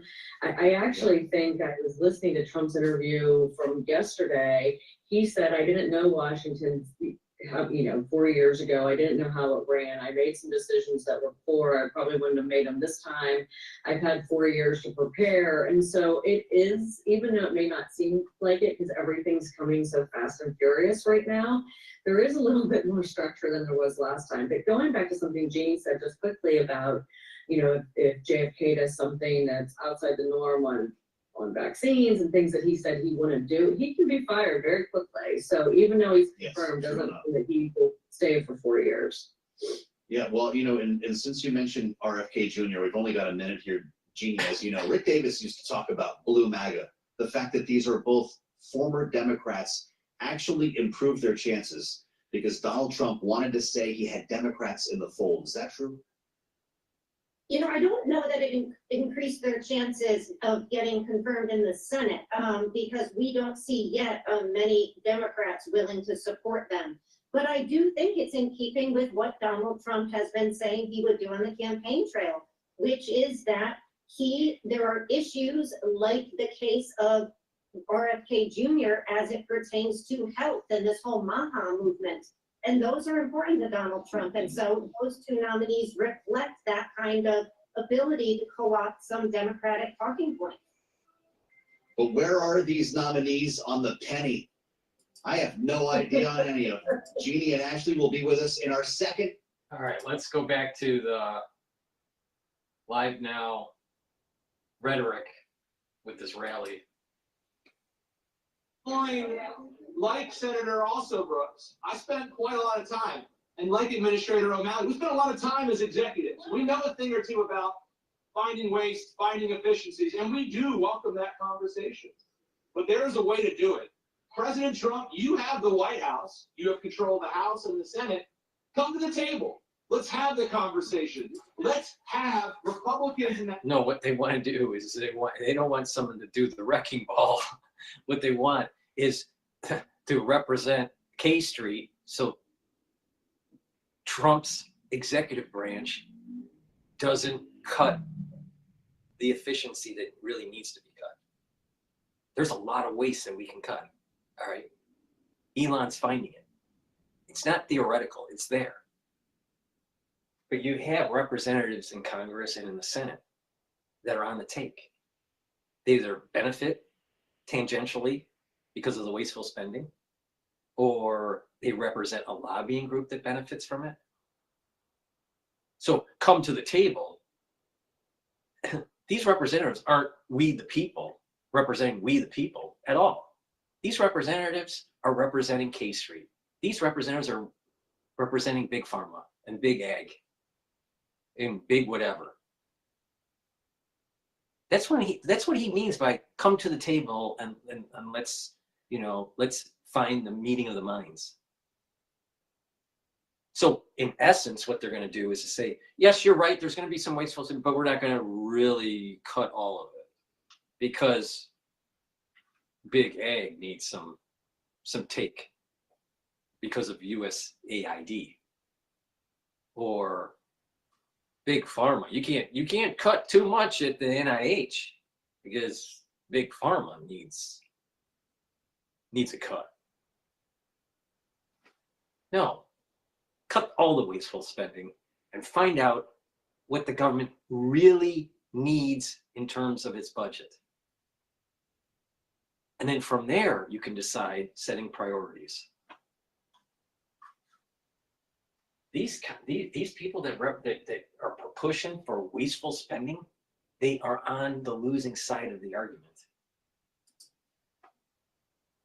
This country has ever built Social Security, where before more than half of seniors lived and died in poverty. See, emotional fallacy, trying to demonize Trump, scaring the end user, thinking that their benefits will be cut. How they done? No one said that. Trump specifically said no benefits to Social Security, Medicare, and Medicaid are going to be touched. But the administration may be laid off.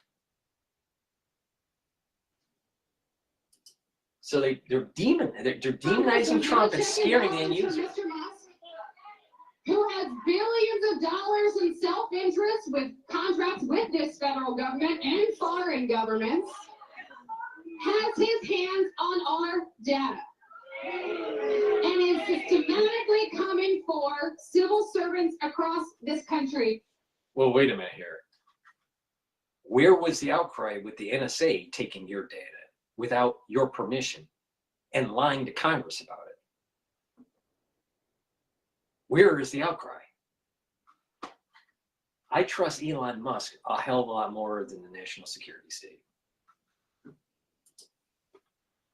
These people are idiots. And so we need to fight with every ounce of our being. Thank you for being here today. We are in the minority in the House and the Senate, and so you are so important. You are They are in the minority of logic.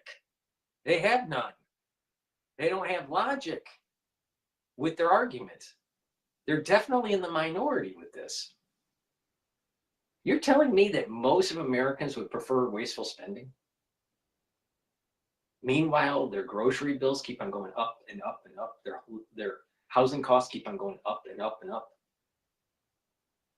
The little person, we the people, do not get benefit from this wasteful spending. It's big corporations that do.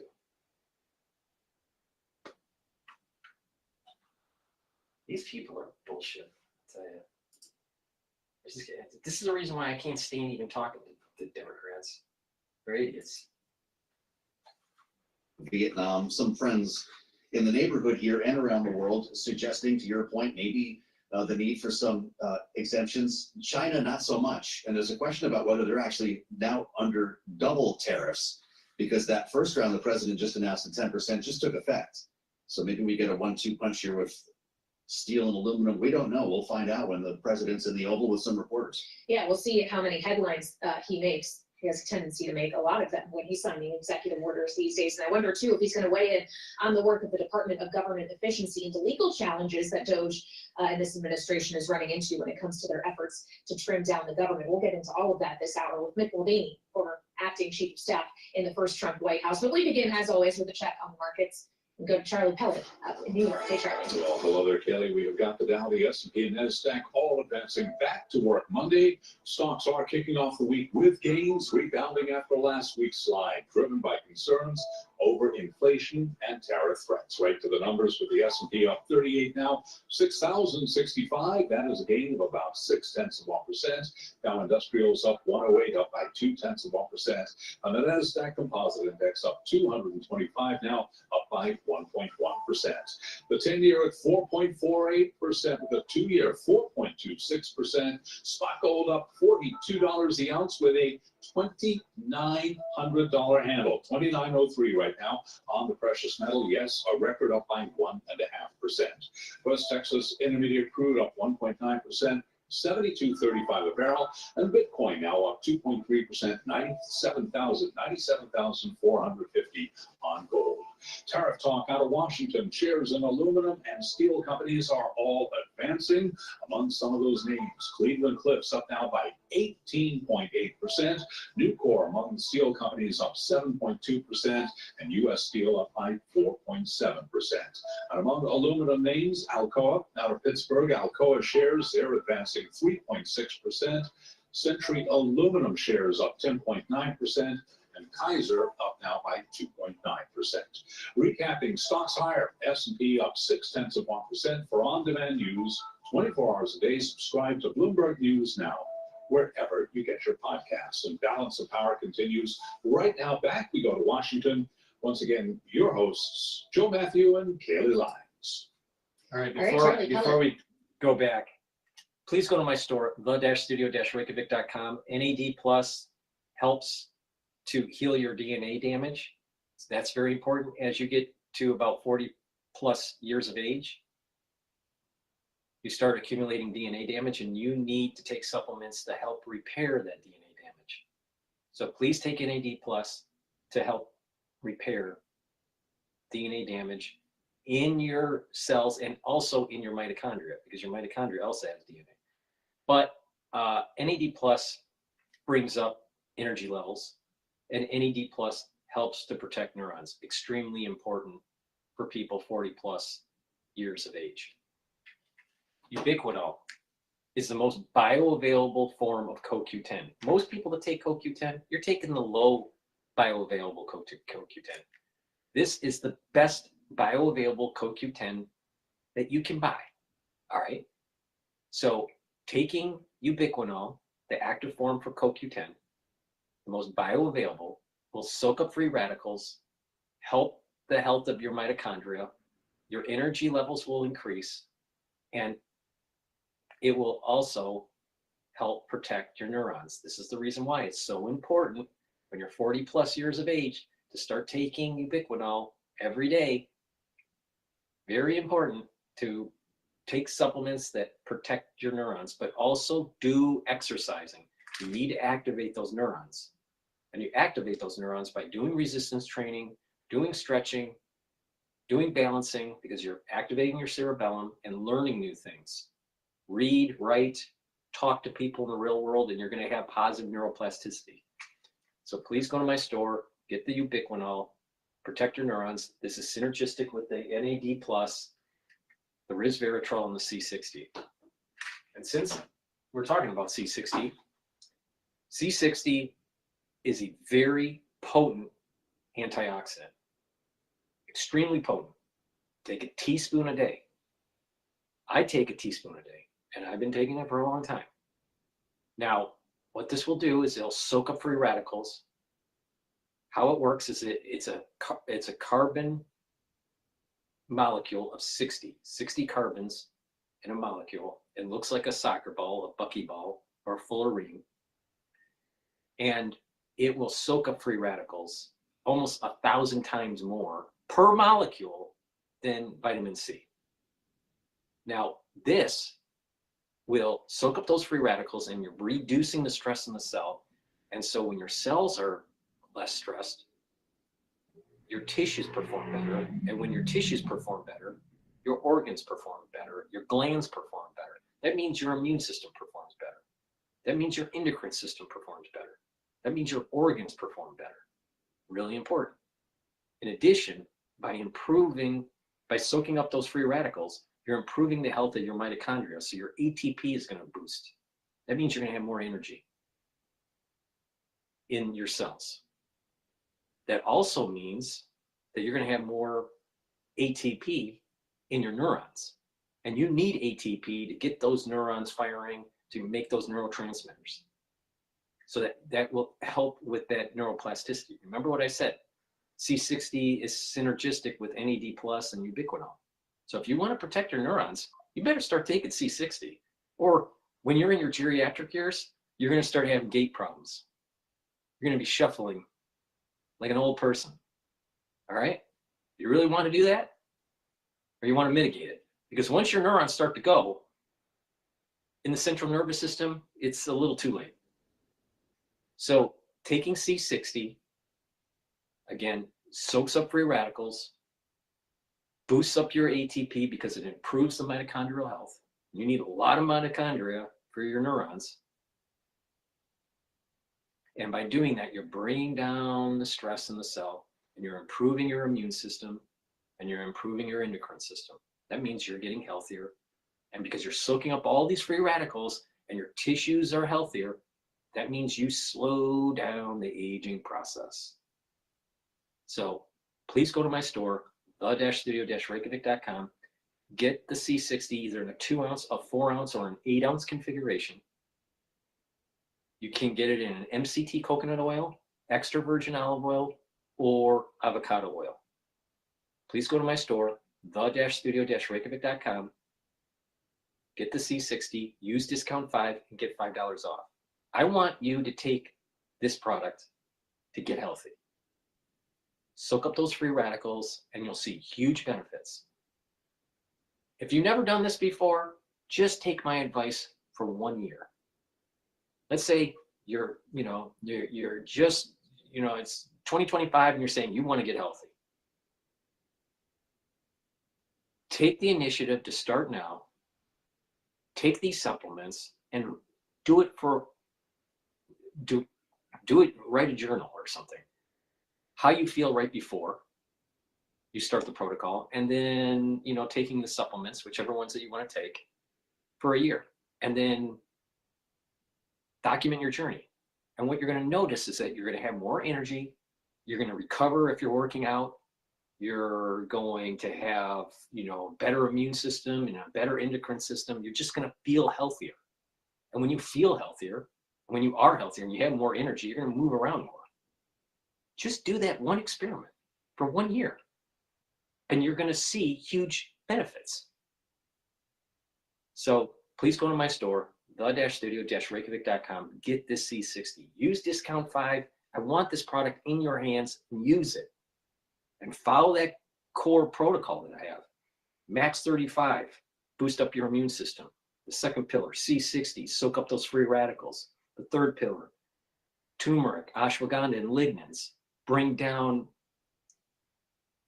inflammation, chronic inflammation.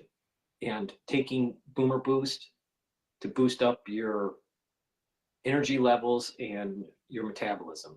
When you do all that, you're going to be super healthy. All right? Please go to my store, the-studio-reykjavik.com. Get the C60. Now,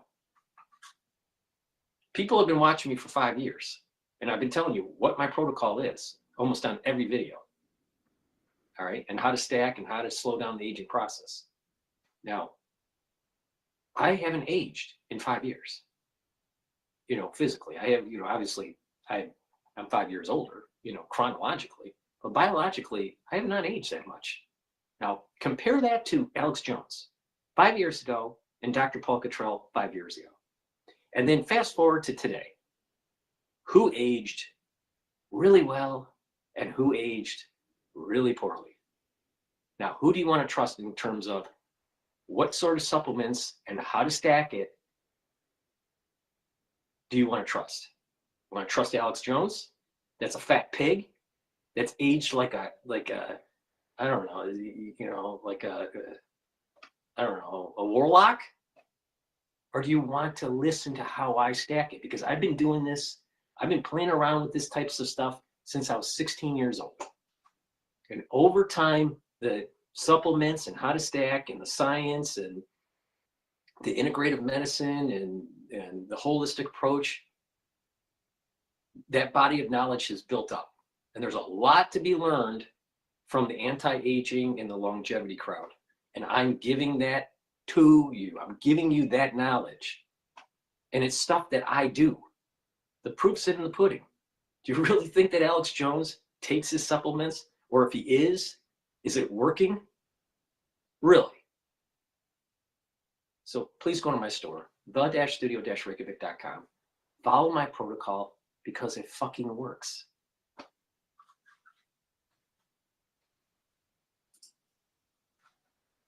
We're against the law. I'll give you a specific example. Dodd-Frank, which creates CFPB, specifically says that CFPB has no jurisdiction over automotive dealerships.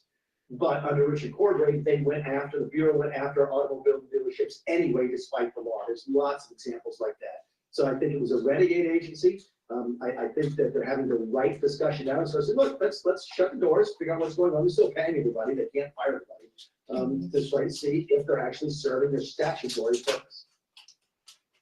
Well, they made an important point there about the funding structure, that this is funded through the Federal Reserve. It's not money appropriated by Congress, even if the agency itself was authorized via an act of Congress. So is there a distinction you draw here between these efforts at the CFPB and what's going on, for example, at USAID, which has run into problems in courts because that is congressionally appropriated money that they're trying not to spend?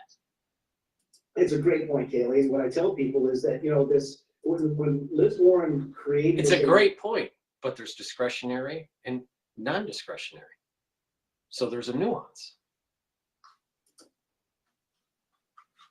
To trust to elected officials, and you had to have this dedicated funding source so that the funding couldn't get turned on or off depending upon who was in Congress.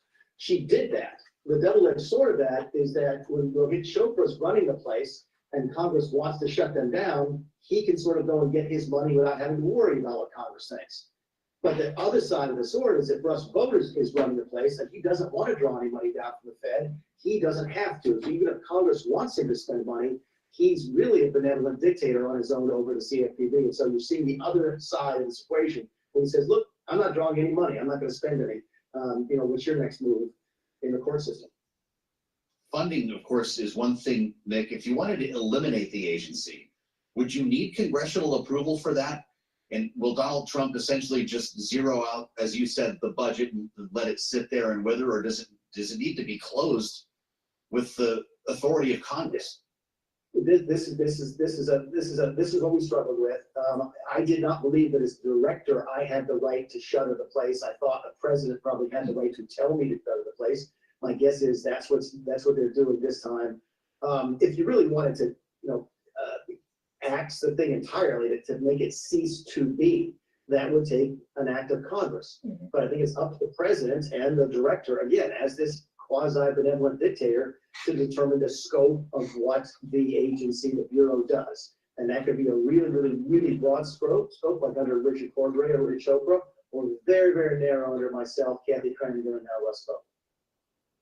Well, I do wonder where this would come down on the congressional priorities list, Mick, considering the legislative priorities of the president, tax policy, energy and border policy, trying to get it all through the budget reconciliation process. Doesn't seem like it's making much progress forward, at least in the House. Mike Johnson had suggested we could see a budget markup this week. Now he's suggesting maybe it won't be on that timeline. Lindsey Graham is trying to move first in the Senate. How do you ultimately see this going down? Is it going to be 2 bills instead of 1?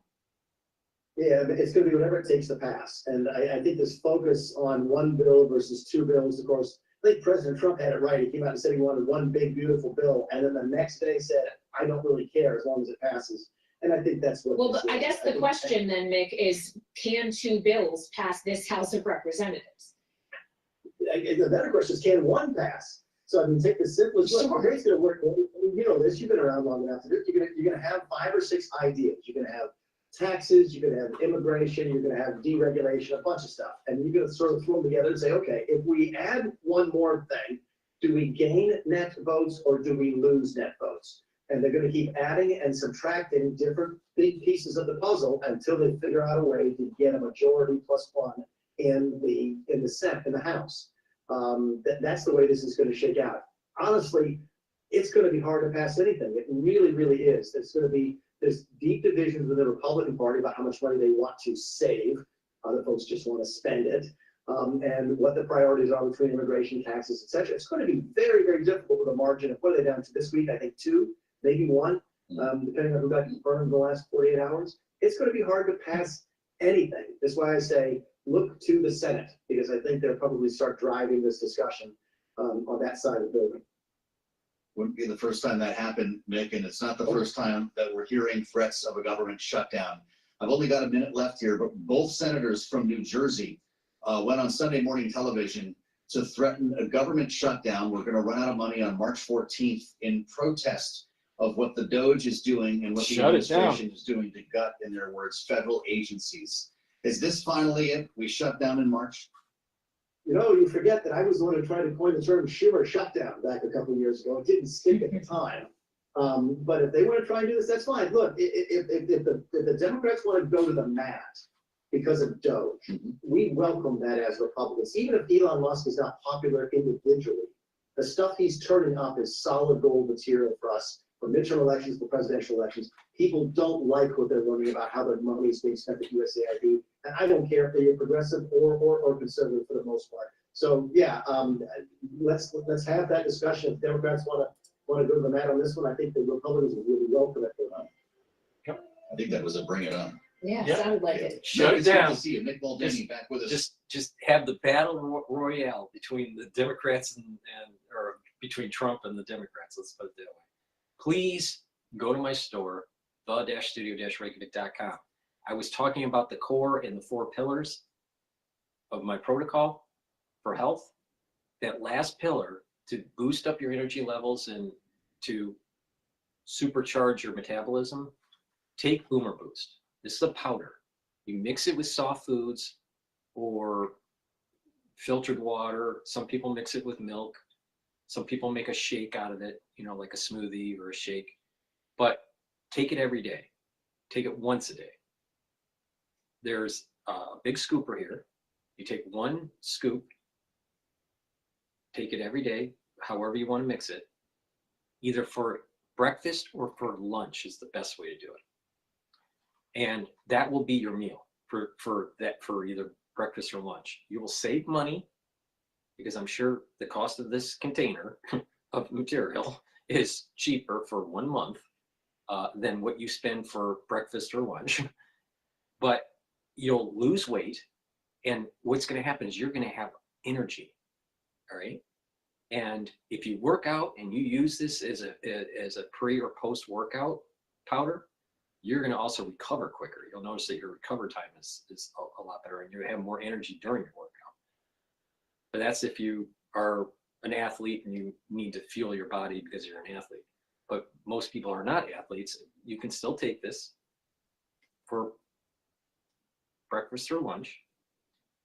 Take it once a day, and you'll notice that your energy levels are going up, your metabolism is going up, and you're losing weight. Now, it has 68 nutrients. Go to my store and look at the label to look carefully at the actual profile. It's pretty extensive. This is very powerful stuff. And what will happen is that it targets different systems. Not only are you improving your energy levels and your metabolism, but it's going to improve your cardiovascular health. And it's going to improve your brain health and your muscles. You're going to have more energy and more strength. Now, this couples really well with gladiator barley or heirloom barley, but you can take it separately. But to get more kick out of this, take the barley too. So let's talk about the different barleys that I have. The barley is a protein, high density protein, all right? Now, the barley here is much higher quality than any barley that you're going to get at the store. Okay, the nutritional value that the barley that you're getting at the store is diminished. This is supercharged because it's an heirloom. So, gladiator barley is focused on giving you higher strength levels, especially when you do resistance training, bringing down inflammation, soaking up free radicals with superoxide dismutase, and detoxifying your body.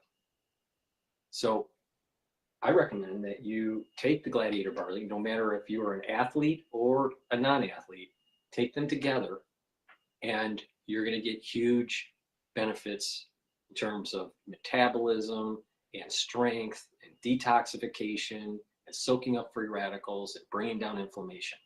Now, if you're an athlete and you're taking this, you're going to notice your recovery time is quicker because you're reducing that inflammation, and you're going to have you're fueling your body, gaining the strength, and you're increasing your ATP levels. But ones that are not athletes and doing just a little bit of resistance training, what's going to happen is you're going to have, you're doing a little bit of resistance training, the gladiator barley. There's someone outside that's backing up, and you're hearing the noise. I apologize. So the gladiator barley, if you're not an athlete and you're just doing some resistance training, you'll notice that you're recovering quicker and you're gaining more strength. This stacks really well with ubiquinol that I have in my store, but gladiator barley can be taken separately or with the boost. Now, gladiator barley or the heirloom barley has a little scooper. You take about, maybe 3-4 scoops. Some people take only 2. It's up to you, but this is about a month's supply. So you take these 2 together for breakfast or for lunch, you lose weight, and when you stack this, you're controlling your A1C levels. That means you're controlling diabetes or reducing the chances of developing diabetes. There's an awful lot of people in the United States that have diabetes. You want to solve that problem? Take these 2. All right. If you're like right on the edge to being pre-diabetic, take these 2 together, and you're going to lose weight and you're going to control your diabetes. Do some resistance training and you're going to gain some muscle too. All right. Very important. Now, some people don't want to take the gladiator barley and they prefer to take the heirloom barley. This does the same thing that the gladiator barley does, except it doesn't focus on the strength side of it. does the detoxification just like the gladiator barley. It reduces inflammation just like the gladiator barley. And it soaks up free radicals with superoxide dismutase just like the gladiator barley. And the gladiator barley is more focused on strength. Okay. Now, you can take them separately. You know, you can take just the Boomer Boost for breakfast or lunch, or just the heirloom barley for breakfast or lunch. That's up to you. But it works better if you stack them together. And when you stack them together, you can also control your A1C levels. So I have created a longevity boost box for the ones that want to stack them. You can buy them separately. That's up to you. But if you want to stack it, you can get a longevity boost box at a discount. I've designed the box where you get a discount if you buy the box. Now you get the Boomer Boost in that box and your choice of gladiator barley or heirloom barley. And you can use discount 5 on top of that order. So it behooves you, if you want to really supercharge the stack, by taking the barley and the Boomer Boost together, buy the longevity box, and you get a discount, built-in discount in that box compared to buying the product separately, and you can use discount 5. So I've done everything I can to explain to you how to reduce diabetes, how to improve your cardiovascular health, how to improve your brain health, how to build more muscle and get stronger by just taking gladiator barley and Boomer Boost. And believe me, the cost of these two together once a month is cheaper than your breakfast or lunch. And you're going to lose weight and get healthy. So that's how you use the products. Now, again, let me just reiterate. The core is a 4-pillar process. Max 35 or max 14, boost up your immune system. Second pillar, C60, soak up free radicals. The third pillar, bring down inflammation, turmeric, ashwagandha, lignans. And the fourth pillar, the Boomer Boost, to boost up energy levels in your metabolism. When you do all that, and you add some other stuff that I've been talking about, like the barley, like the nattokinase, like the D3, like the K2, MK7, when you do all that, you're really targeting and supercharging and slowing down that aging process, building up your immune system, improving your endocrine system. And there's these 2 points, these 2 inflection points in our life for most people where we age. At about age 35 or 40 is an inflection point, and another one is at age 65. So the big aging points in our life are those 2 points. And the more that you do to have high levels of energy and soaking up free radicals, the better off you are in going through those inflection points. So that means that if you're healthy and you do these protocols, when you go through that inflection point of 35 or 40 or about 65, 62 to 65, when you go through those periods of time, you're going to age slower. That means when you get through that, you're going to, between 45 and 65, you're going to be aging slower. So it's important to pay attention to these inflection points because there are switches that are taking place at your genomic level that your body is methylating differently. And it's a lot harder to unmethylate the signal than to just not have the methylation, right? So it's really important to pay attention to what I'm saying, because there's a lot of science to a lot of evidence. A lot of people have done, these kinds of stacks, and and people are seeing huge gains, right? There's another aspect to aging, and that is brain aging. And like I've been saying, it's really important once you're age 40 plus to start protecting your neurons and to activating those neurons. You activate neurons by moving around, getting good blood flow, having good nutrition, good supplementation like the ubiquinol and the NAD+, the C60, things that are protective for your neurons, the vitamin B complex. There are many supplements that help with neurons, and even the Boomer Boost. And learn new things, read, write, talk to people, all these different modalities, balancing, stretching, weight training, these are all activating neurons. Some of them are physical, some of them are more intellectual, but you're getting positive neuroplasticity and you're strengthening the connection. And when you strengthen that connection, that means it's stronger, carrying you into your geriatric years where you have less neurodegeneration. You're lowering the chances of neurodegeneration.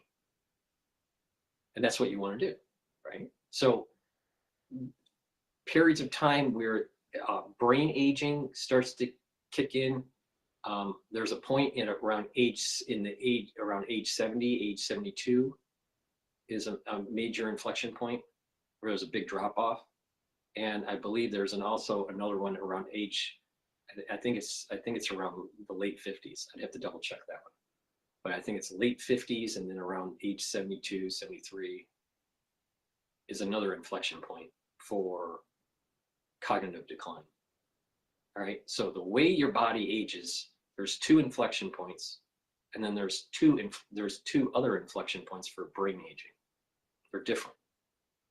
And just keep that in mind. And this is the reason why I keep on saying age 40 plus, you really need to start thinking about protecting your neurons through changing of lifestyle, moving around, doing exercises, and learning new things, and get that positive neuroplasticity going. It's really important. So please go to my store, the-studio-reykjavik.com. My protocol works. It's something I do every day. And I want people healthy. In 2025, that's the goal. Get healthy. Thank you for listening.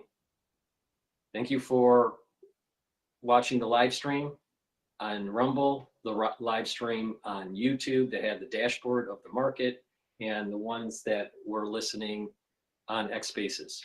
When I do these shows, you can do a call in on X Spaces and listen, or you can just ask for the mic and you can ask a question or give me your opinion on a subject matter that we're covering. Thank you for listening and have a nice day.